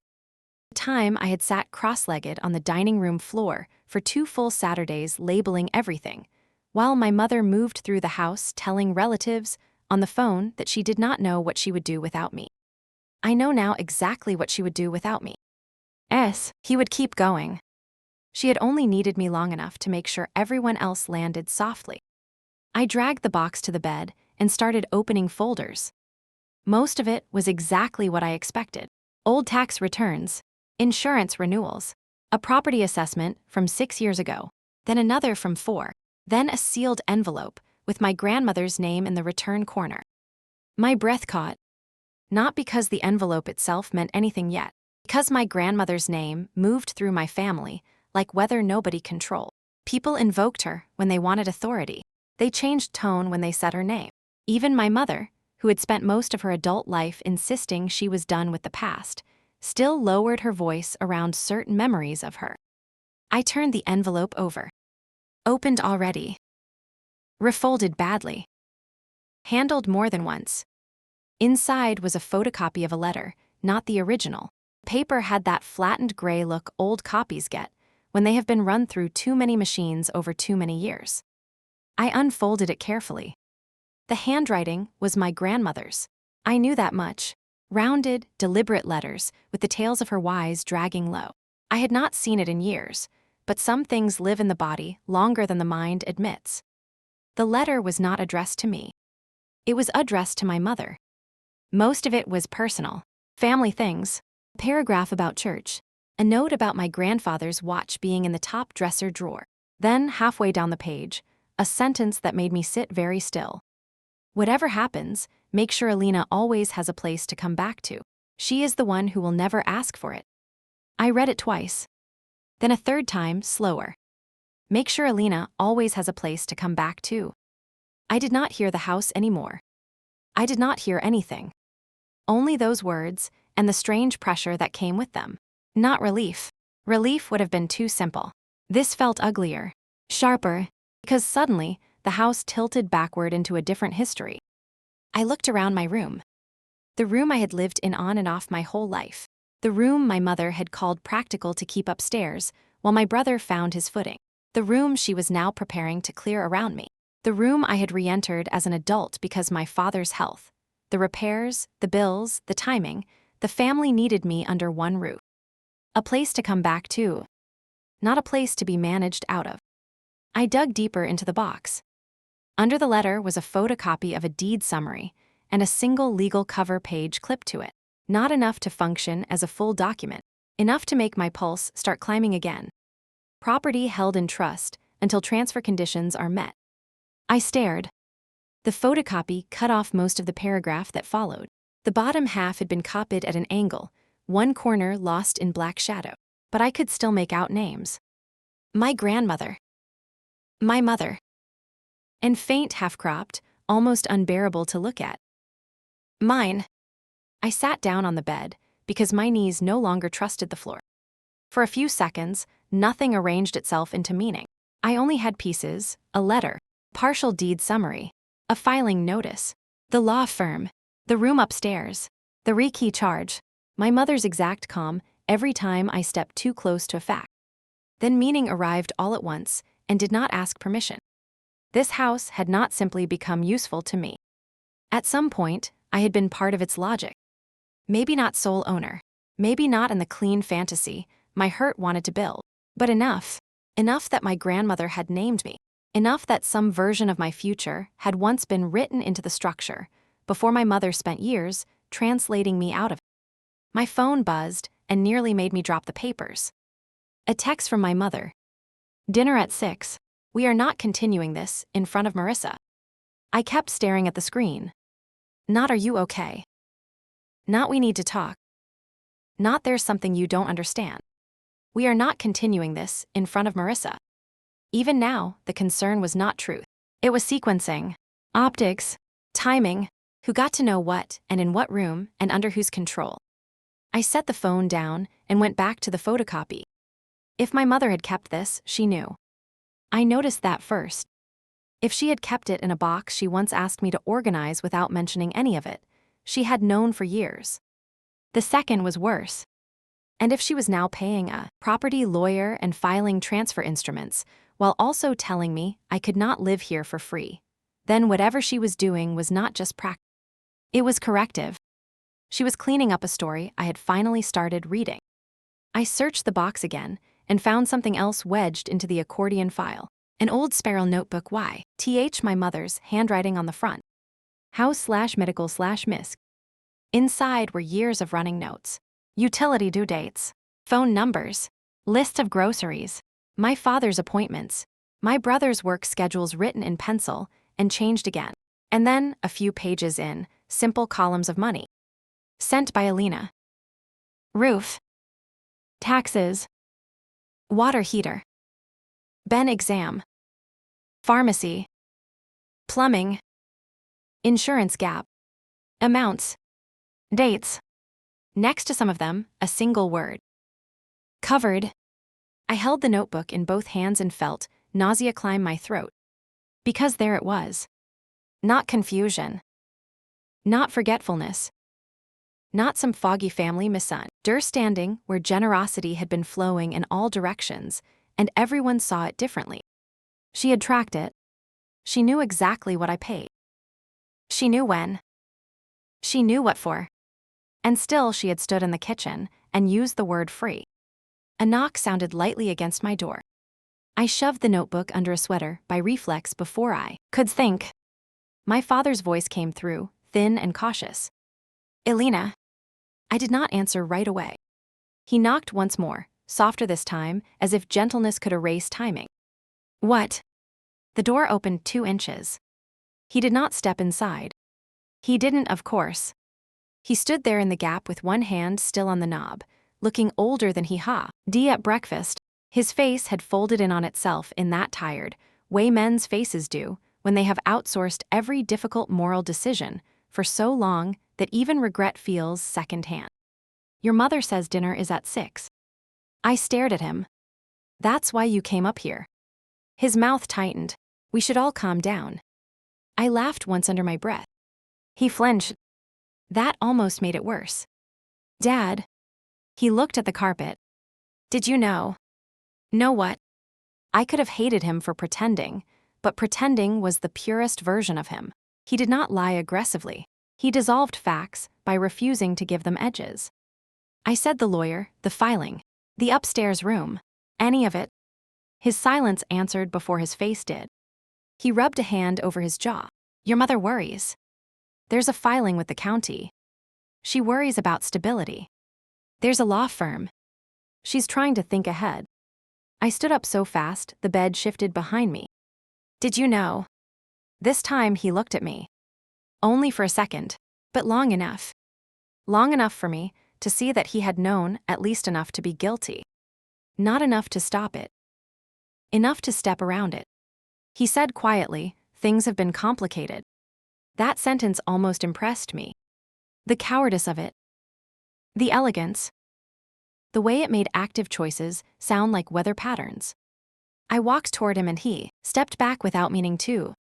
Did you know, I said again, that she was moving this forward before she told me to leave? He swallowed. I knew she was trying to figure out what would make the most sense. There are moments when language ends. You hear the words, you understand them, but what actually lands is the architecture under them. What would make the most sense? Not what was fair. Not what was promised. Not what had been paid for. Not what had been named for me in my grandmother's handwriting. Sense. Family sense. Household sense. The kind of sense that always seemed to require my sacrifice and somebody else's comfort. I said, you let her. He looked hurt. Actually hurt. As though he had not been letting my mother do exactly that for most of my life. Alina. No. My voice stayed low. No. Don't say my name like I'm the one making this unbearable. He opened his mouth and closed it. Then he said the thing I think he believed would help. She always thought you'd be okay. The room went completely still. That line again. That logic. The secret engine under everything. Not that I was loved more. Not that I was trusted because I was cherished. Not that I was held differently because I mattered differently. I was the one expected to survive. And survival, in my family, had always been mistaken for consent. My father must have seen something in my face because his own changed. His hand tightened on the knob. I didn't mean. Yes, I said. You did. He stood there another second, then lowered his eyes. I'm sorry things are hard. Things. Hard. Even now, he could not name a single act. He could only apologize for the atmosphere. I sat back down on the edge of the bed, because suddenly I did not trust my legs anymore. Please close the door. He hesitated. Then he did. I sat very still after that. The notebook was still under the sweater. The photocopy of the letter still open on the bed. My grandmother's sentence still burning quietly in the center of the room. Make sure Alina always has a place to come back to. I said it out loud once, just above a whisper, to hear what it sounded like in air. The answer came immediately, brutal and plain. My mother had not simply used my money. She had used my trust to help erase the V.I. protection someone else had once tried to build around me. I picked up the notebook again and turned more pages. Most of the entries were dull. Grocery totals, co-pays, reminder lists. Then, near the back, I found a page where the money notes had changed tone. Ben plus M future room. Curtains. Paint touch-up. Bedding. Lock service. M and R consult. I stared. Marissa's initial. Not possibility. Not vague family planning. Not someday. Line items. Budgeted. The room upstairs had not been prepared in a rush after my job loss. It had been costed. I closed the notebook and held it against my chest for a second, not out of sentiment, but because I needed pressure somewhere. Then I opened my laptop and searched Mason and Reed again, this time not just for the address, but for the names of the attorneys. Reviews. Practice areas. Real estate transfers. Estate disputes. Title corrections. Title corrections. My eyes stopped there. I clicked. Paragraph opened about resolving conflicts when property records, inheritance intentions, and present ownership did not align cleanly. I read that sentence 3 times. Not aligned cleanly. It was the kind of phrase professionals used when a family had spent years burying a knife under table linens. I looked back at the photocopy with my half-visible name, then at the county filing notation, then at my mother's notebook, where my money had been recorded with the efficiency of rainfall, and the upstairs room had already been assigned to a future I had not been told about. By the time the light outside my window started fading gold into gray, I knew 2 things with absolute certainty. First, the house had a history my mother had never intended for me to read in full. Second, whatever was being filed now was not the beginning of the betrayal. It was the cleanup. That understanding stayed with me after dinner, after I locked my door, after the house settled into its usual evening rhythm below me, as if nothing essential had broken. I sat in the dim light with my grandmother's letter beside me, my mother's notebook open in my lap, and the county filing still glowing on my screen. Everything I had uncovered that day began to line up with everything that had been said at the table. Not just the paperwork, the belief underneath it. Ben needs more help than you do. Once my mother said that aloud, every document in the room changed color. I sat on the edge of my bed with my grandmother's copied letter beside me, hers notebook in my lap, and my laptop open to a page about title corrections and estate disputes. The room smelled faintly of dust and laundry detergent, and the candle my mother had placed in the upstairs room for Ben and Marissa, as if the future required staging before it could be believed. My phone buzzed once. Dinner, 6 sharp. Mom. No apology. No explanation. No mention of the law firm, the county filing, the notebook, the rekeyed locks, the upstairs room, my grandmother's words, my father's pathetic, "She thought you'd be okay." Just dinner. As if everything in this house could still be handled through sequence and table setting. I stared at the message for a long moment. Then I typed back, "I'll be there." I do not know the exact moment I changed. Not into someone stronger. That would have been too neat. What changed was colder than strength. It was the moment I stopped, hoping someone would finally explain things in a way that left me room to keep loving them as before. Once that hope dies, attention sharpens. I spent the next 40 minutes arranging papers. Not dramatically. I was not planning some courtroom reveal with shaking hands and righteous speeches. That would have given my mother too much of what she was already prepared to accuse me of: performance, instability, bitterness, scorekeeping, emotional excess. So I made stacks. Transfers. Receipts. The refinance email. Screenshots of Mason and Reed.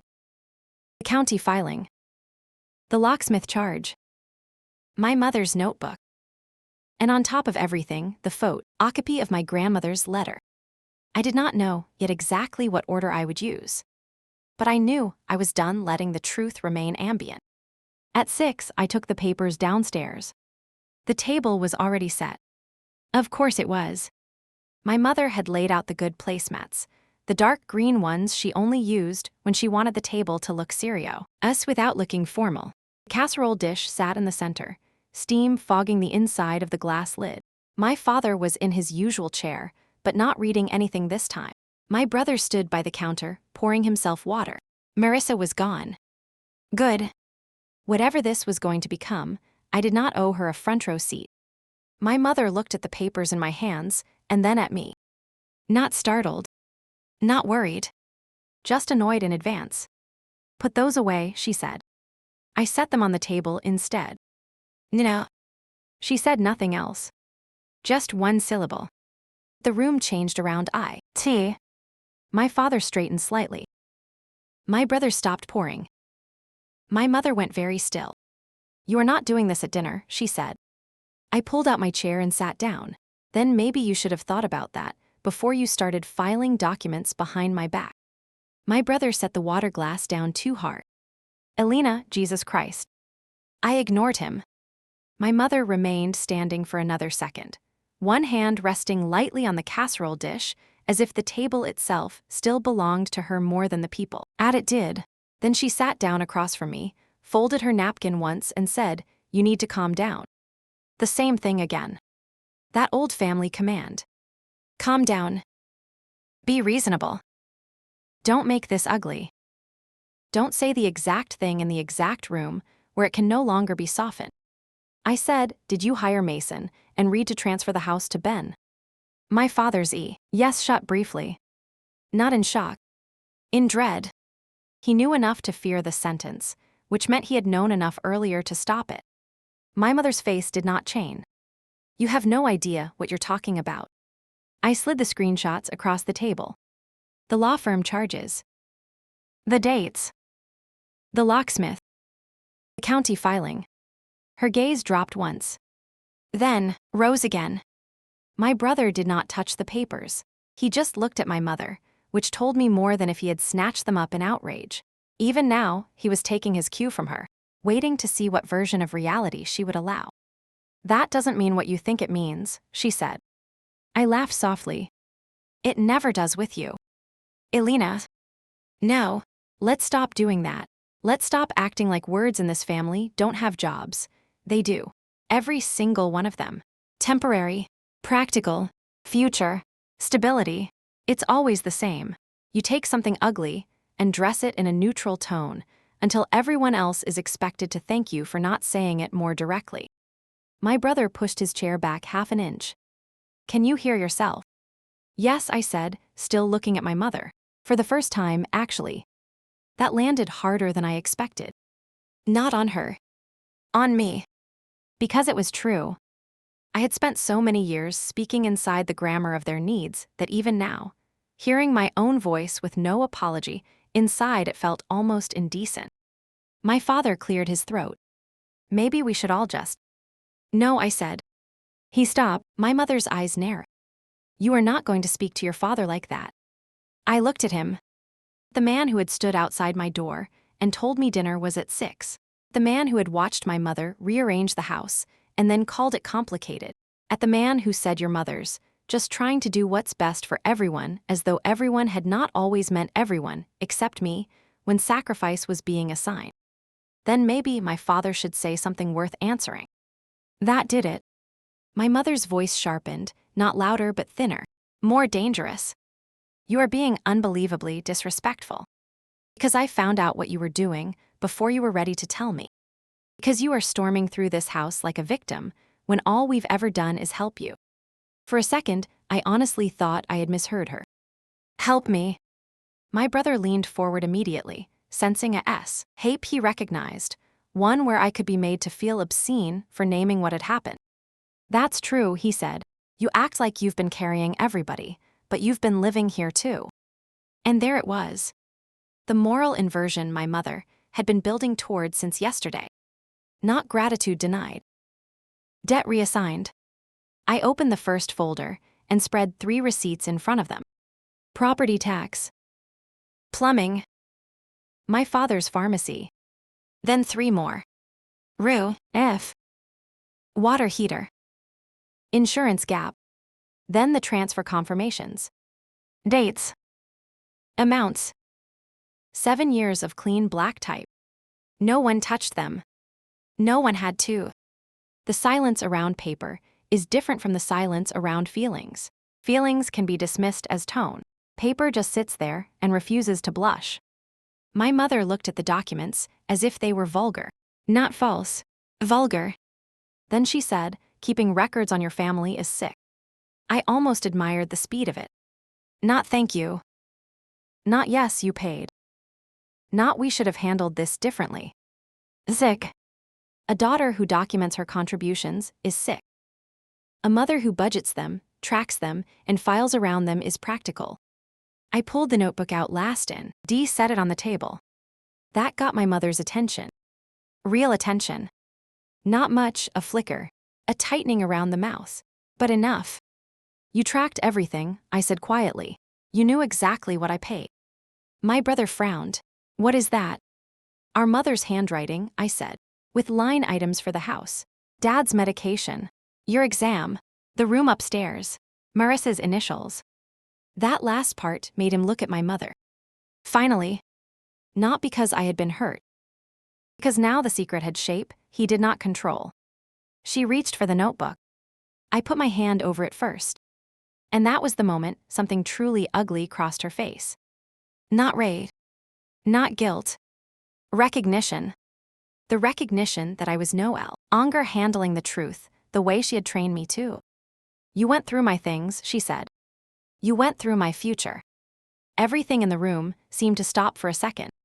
My father looked from one of us to the other as if he were watching a door swing open in a house he had lived in all his life and never once entered. My mother sat CK. When she spoke again, her voice had changed. It lost the domestic softness, the managerial patience. It became cleaner, colder, closer to the truth. We did what made the most sense. My brother exhaled like he had been waiting for her to say it plainly. So that was it. Not denial. Permission. I said for who? She answered immediately. For the family. I looked at her, then at my father, then at my brother, and back to her. No, I said. For the child you decided needed protecting. And it wasn't me. My brother shook his head like I was being dramatic, but he did not deny it. My father looked away first. My mother did not. Ben is starting a life, she said. He needs a stable place to build from. I laughed once, but there was no air in it. And what exactly have I been doing here all these years? You are not the same. The sentence came out before she could edit it. We all heard it. My father's head lifted. My brother went still. Even my mother seemed to realize, too late, that she had said the S, accurate in its real shape.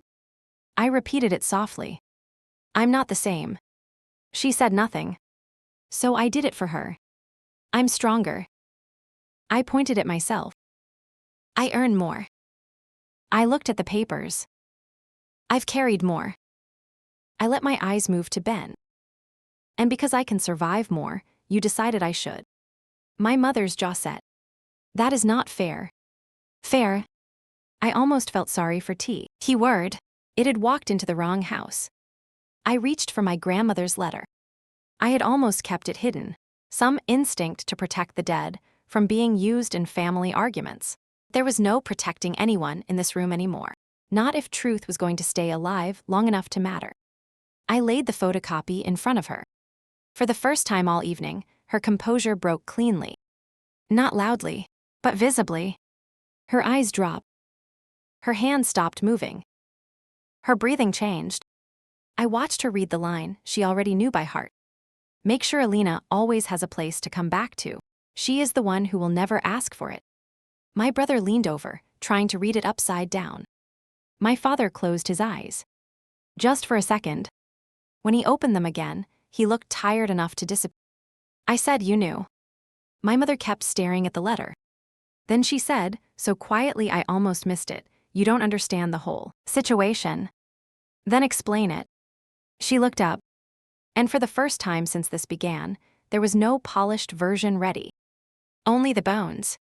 "Your grandmother wrote a lot of things before she died," she said. "She had ideas, hopes, sentiments, life changes." I stared at her. "She named me. She worried about you. She wanted me protected. She pitied you." That hit so hard I felt it in my hands. Not because I believed her. Because she had chosen that word. Pitied. The need to reduce what had once been intended for me into condescension, rather than care. My father made a sound then. A real one this time. Thin and pained. "Murphy." My mother turned on him, so fast it almost looked like instinct. "What?" He flinched. Actually flinched.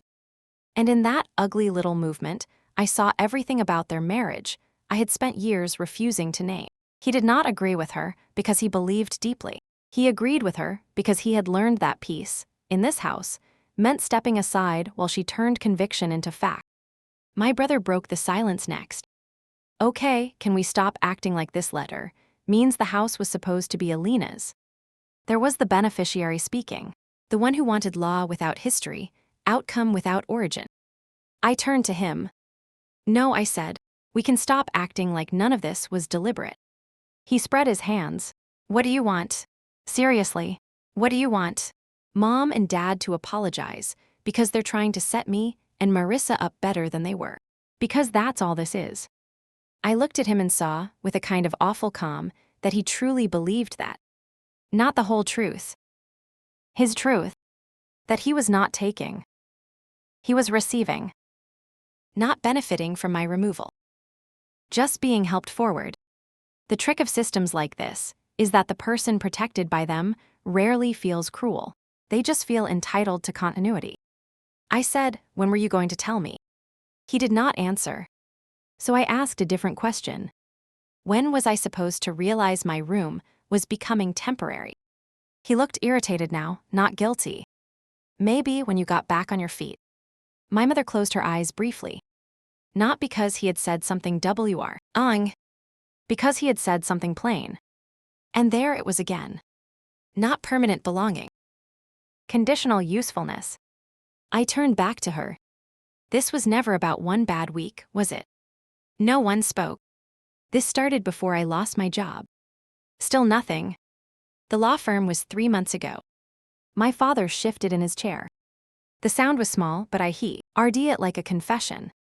I said, "You were moving this forward before you even knew whether I'd keep my job."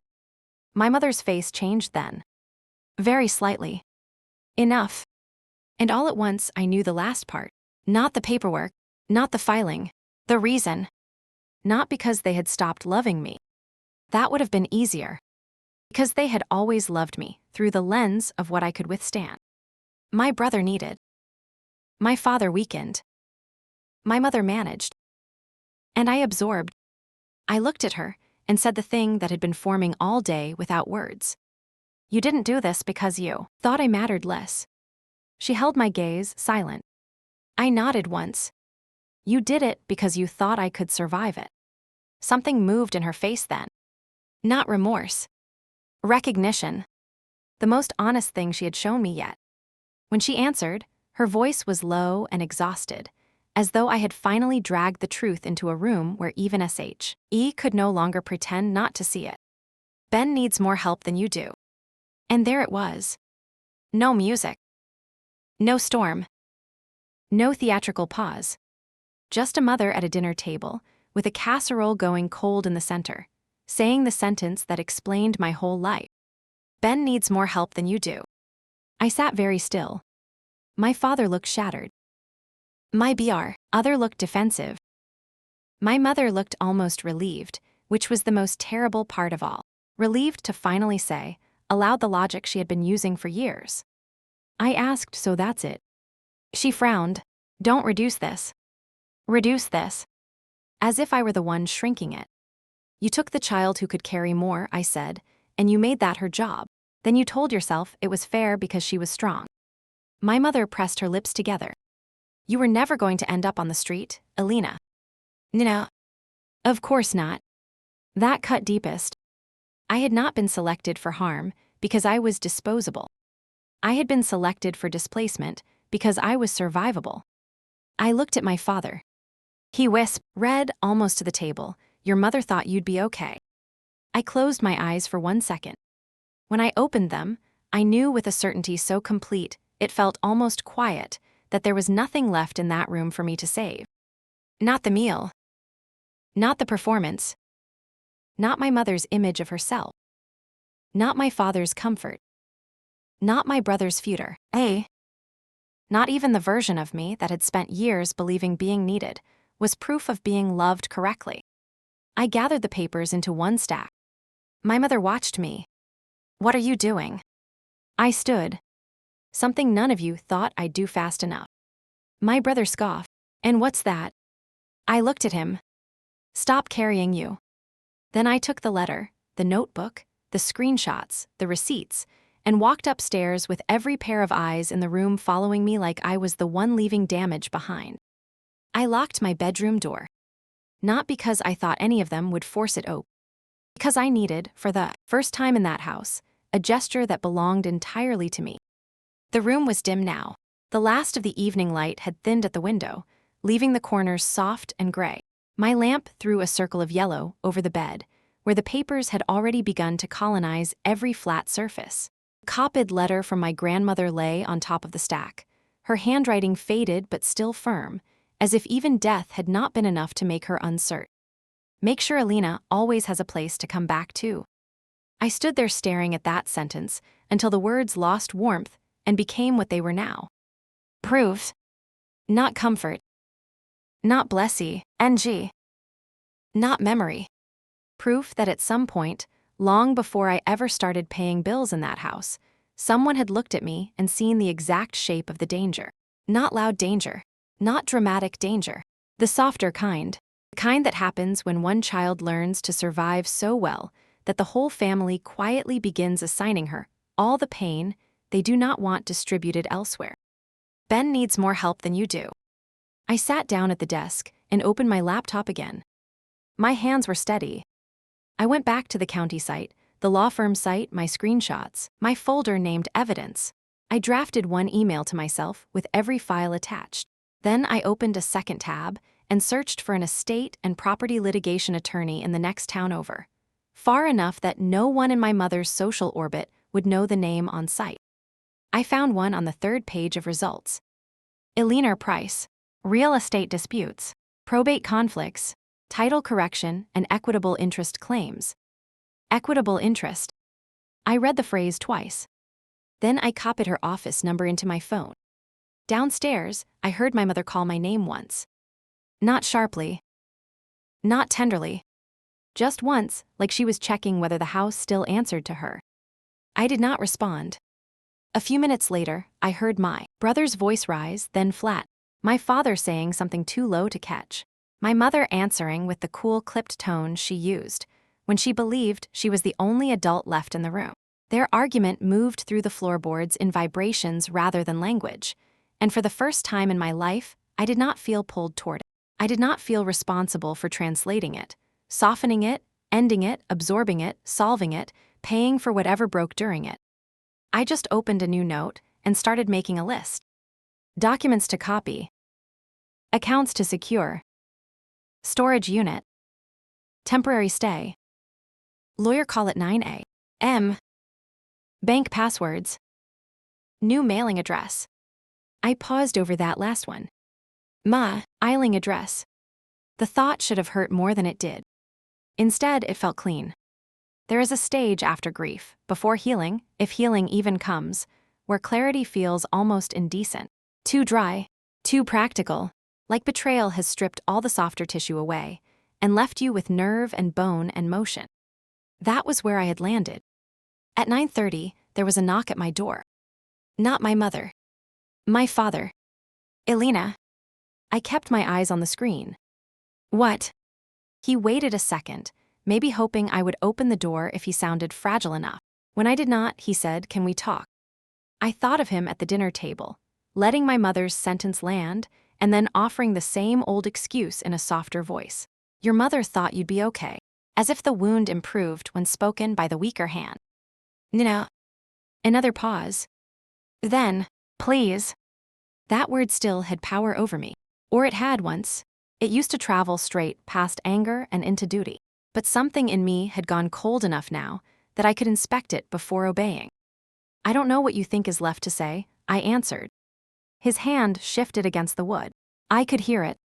"She shouldn't have said it like that." I shut my eyes. Not she shouldn't have done it. Not I should have stopped it. Not I knew and I let it happen. Like that. Always tone first in this house. Delivery before damn it.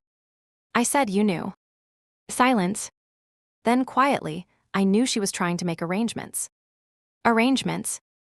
Another beautiful family word. So much kinder than transfer. So much kinder than displacement. So much kinder than removing one child from the center of a structure. She helped maintain so another could enter it with clean hands and soft lighting. "You let her," I said. He did not answer. Because what defense was left? That he was tired. That he hated conflict. That men like him mistake not choosing for moral innocence. That a wife with conviction is easier to hide behind when the cost is paid by a daughter trained not to scream. "I thought there'd be time," he said at last. That one actually made me laugh. Quietly. Sharply. "Time for what?" "For things to settle." Settle. My family did not speak truth. They strained it through water until it was easier to swallow. I stood up and crossed the room, not to open the door, only to be closer to the person behind it while still refusing him entry. "You mean time for me not to find out until it was done." His breathing changed. "Not much." "Enough." "Elena." "No." My voice stayed low. "Do not say my name like this. Is something happening to both of us?" He said nothing after that. Eventually, I heard him step away from the door. His footsteps went down the hall, slow and uneven. He paused once near the stairs, maybe hoping I would call after him. Maybe hoping I would still do what I had always done, rush in behind the weakest person in the room, and mistake that instinct for love. I did not move. I slept for maybe 2 hours, not because I felt safe, but because exhaustion finally did what comfort could not.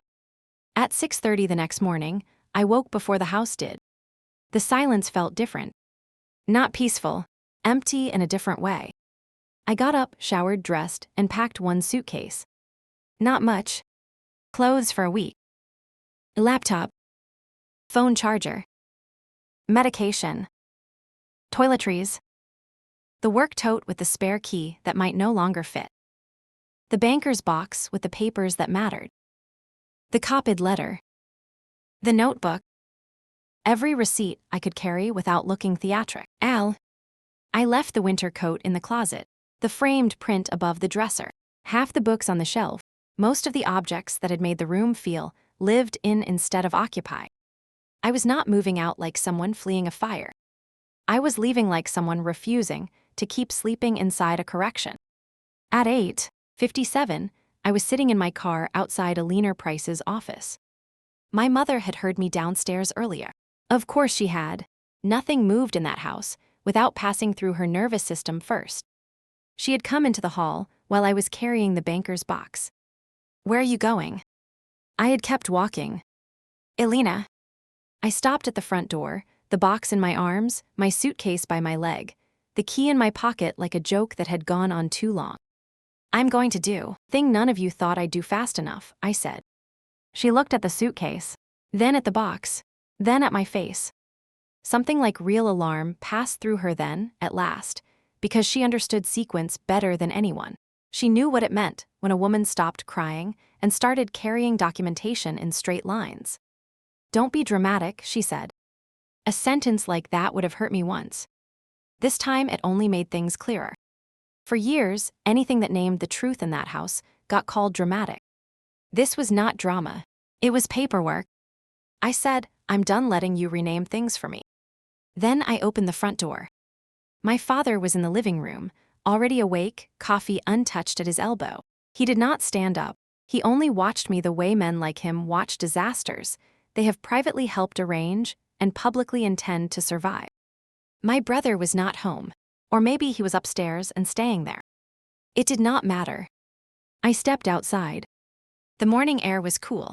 Porch railing still had the slight wobble in one post I had meant to get fixed. The security camera over the door, the one I bought, tilted down toward the driveway. The flower pot by the steps had cracked over winter and never been replaced. Little failures, little maintenance notes, little habits of attention that still rose automatically in me, even as I was leaving. What stung most was that even then, part of me was still trying to caretake the house. I put the box in the trunk, then the suitcase, then got in the car and drove away before my body could invent one last excuse to go back in. Eleanor Price was in her L850s, with silver hair cut blunt at the jaw, and a face that looked impatient with unnecessary weather. Her office smelled like coffee, paper, and old carpet. Nothing about her was comforting. That turned out to be exactly what I needed. I put the box on her desk and told her, in as few words as possible, what had happened. Not the emotional version. The useful version. 7 years of financial contribution. Family residence. Property-related payments. Refinance email. Law firm charges. County fill-in, J. Locksmith rekey. Grandmother's letter. Possible trust language in photocopied deed summary.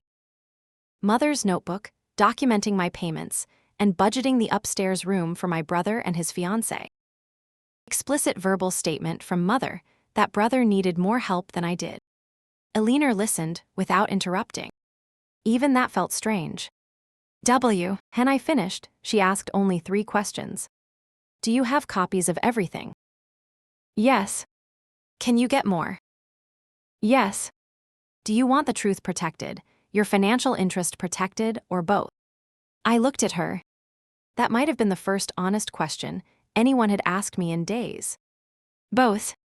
The answer came so fast it surprised me. Not because I antied revenge. Because by then, I understood revenge would be too small, too warm, too emotional. What I wanted was harder than that. I wanted the record corrected. Eleanor nodded once, as if something had clicked into place. Good, she said. That's useful. Useful. The word struck me so strangely that for a second I nearly smiled. Not because it no longer hurt. Because for the first time in my life, it was being used without hunger. The next 10 days passed in layers. A demand for records. A notice to preserve documents. A request for the full filing. A freeze on further movement, pending review. A formal letter that used phrases like equitable contribution, detrimental reliance, trust ambiguity, potential title challenge. My mother called 3 times the first day. I did not answer. She texted the second. You are humiliating this family. I stared at the message for a long time before deleting it. Not because it RT. Because it did not surprise me. She had always understood exposure that way, not as consequence, as humiliation. In her mind, the real injury was never what had been done. It was that someone might force it out of private language and into the kind of words strangers could judge. My father texted once. Can we please talk before lawyers make this worse? Worse. As if the lawyers had introduced the damage, instead of documenting it. My brother called on the 4th day. I let it go to voicemail. His message was only 32 seconds long. This is insane. Marissa is freaking out. Mom's not sleeping. If this is about money, say how much and stop dragging everyone through it. I listened to it twice. Then I deleted it too. If this is about money. That is how beneficiaries tell the story. They convert removal into math, because numbers are easier to hate than motives. By the 2nd week, the house transfer had stalled. Not dead. Not reversed. It stalled enough that my mother could no longer behave, as if paperwork and calm tone would carry her across the finish line, before I understood the route.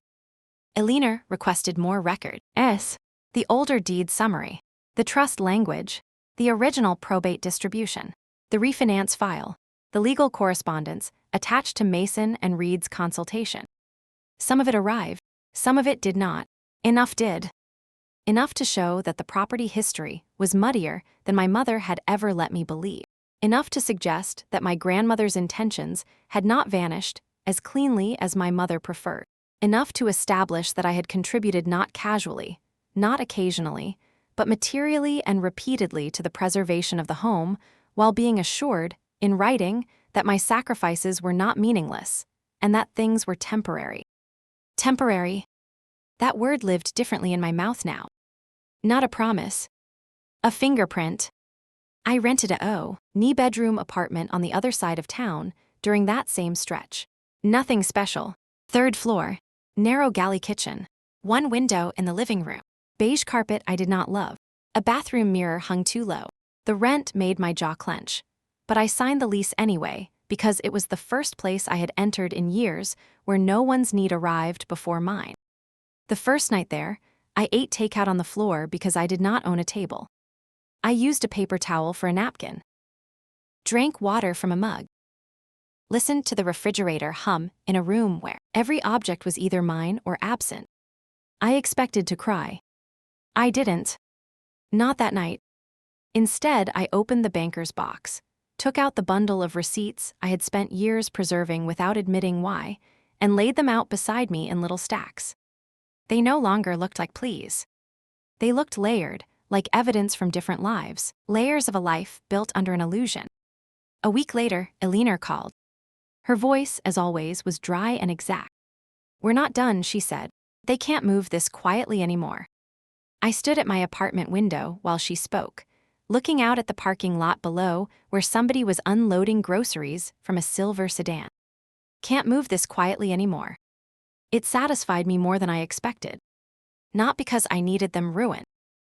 Not because I needed the house handed back to me in a neat emotional package with apologies tied around it. Because silence had been the real engine. Silence. Soft words. Domestic sequencing. The idea that because I was strong enough to endure something, I was morally obligated not to name it. That engine was gone now. The house would not transfer in peace. The story would not stay arranged to their advantage. The daughter who had always understood too much and asked for too little had finally started reading the margins. My mother came to the apartment once. Unannounced, of course. She stood outside my door in a cream cardigan I had helped pay for 2 Christmases earlier, and looked smaller than she did inside the house. Less architectural. I did not let her in. We stood in the hallway with the beige apartment carpet between us. "You've made your point," she said. I looked at her. No hello. No apology. No, are you well? Only point. As if truth were a performance I had overcommitted to. "My point," I said. She exhaled slowly. "You're hurting everyone. There are sentences that retain power only if you still believe the speaker has the right to define harm." I did not. So I asked her the only question left worth asking. "Did you ever intend to tell me before it was done?" She looked away. Down the hall, at the stairwell, anywhere but my face. And there it was. The answer not in words, but in avoidance. No. Maybe she would have told me after the filing. After the locks. After Ben and Marissa were upstairs. After my room had become temporary in practice, then in language, then in memory. But not before it mattered. I did what I thought was necessary, she said. I nodded once. That was the sentence she had earned. Not mother. Not protector. Not martyr. Administrator of necessity. I said, that doesn't make you unclear. It makes you responsible. Something in her face tightened. For one second, I thought she might finally say it. Not justify. Not reframe. Just say I chose him. She didn't. Instead, she said, with a tired bitterness that was somehow more honest than tears would have been, he needed more from us than you ever did. The same thing again. The Fami, lie religion in one line. Need grants innocence. Strength forfeits protection. I looked at her until she dropped her eyes. Then I said, that was always the deal, wasn't it? You loved me through what I could survive. She flinched. A real one this time. Not enough to heal anything. Enough to confirm it. After she left, I stood at the peephole and watched her walk down the hall alone. I did not feel victorious. That would have been too simple. Too warm. What I felt was colder than triumph and calmer than grief. Accuracy. Part 8. Months later, the legal situation was still unresolved in the neat sense. The transfer remained, blocked pending deeper review. The title issue had become messy enough that my mother could no longer sweep it through on tone and speed alone. My financial contributions, the written assurances, the documented history, the questionable sequence of filings, the trust language. All of it sat where strangers could see it now. Maybe the house would eventually be sold. Maybe it would be restructured. Maybe the final resolution would come down to settlement terms and legal fatigue, and WHO could afford to keep fighting. By then, I almost did not care in the old way. Of course, I cared about the money. Of course, I cared about the record. The deepest thing had already been decided. I was never moving back. Not because I had lost. Because I finally understood what, exactly, I had been invited to return to all those years. Not home. Usefulness. One rainy evening in late autumn, I opened the banker's box again in my apartment and took out the small blue ceramic bowl that had sat by the front door of my parents' house for years holding keys. I had taken it on the second trip back for the rest of my things. No one stopped me. I do not think anyone noticed. The hairline crack still ran down one side. I set it on my narrow kitchen counter and dropped my apartment key into it.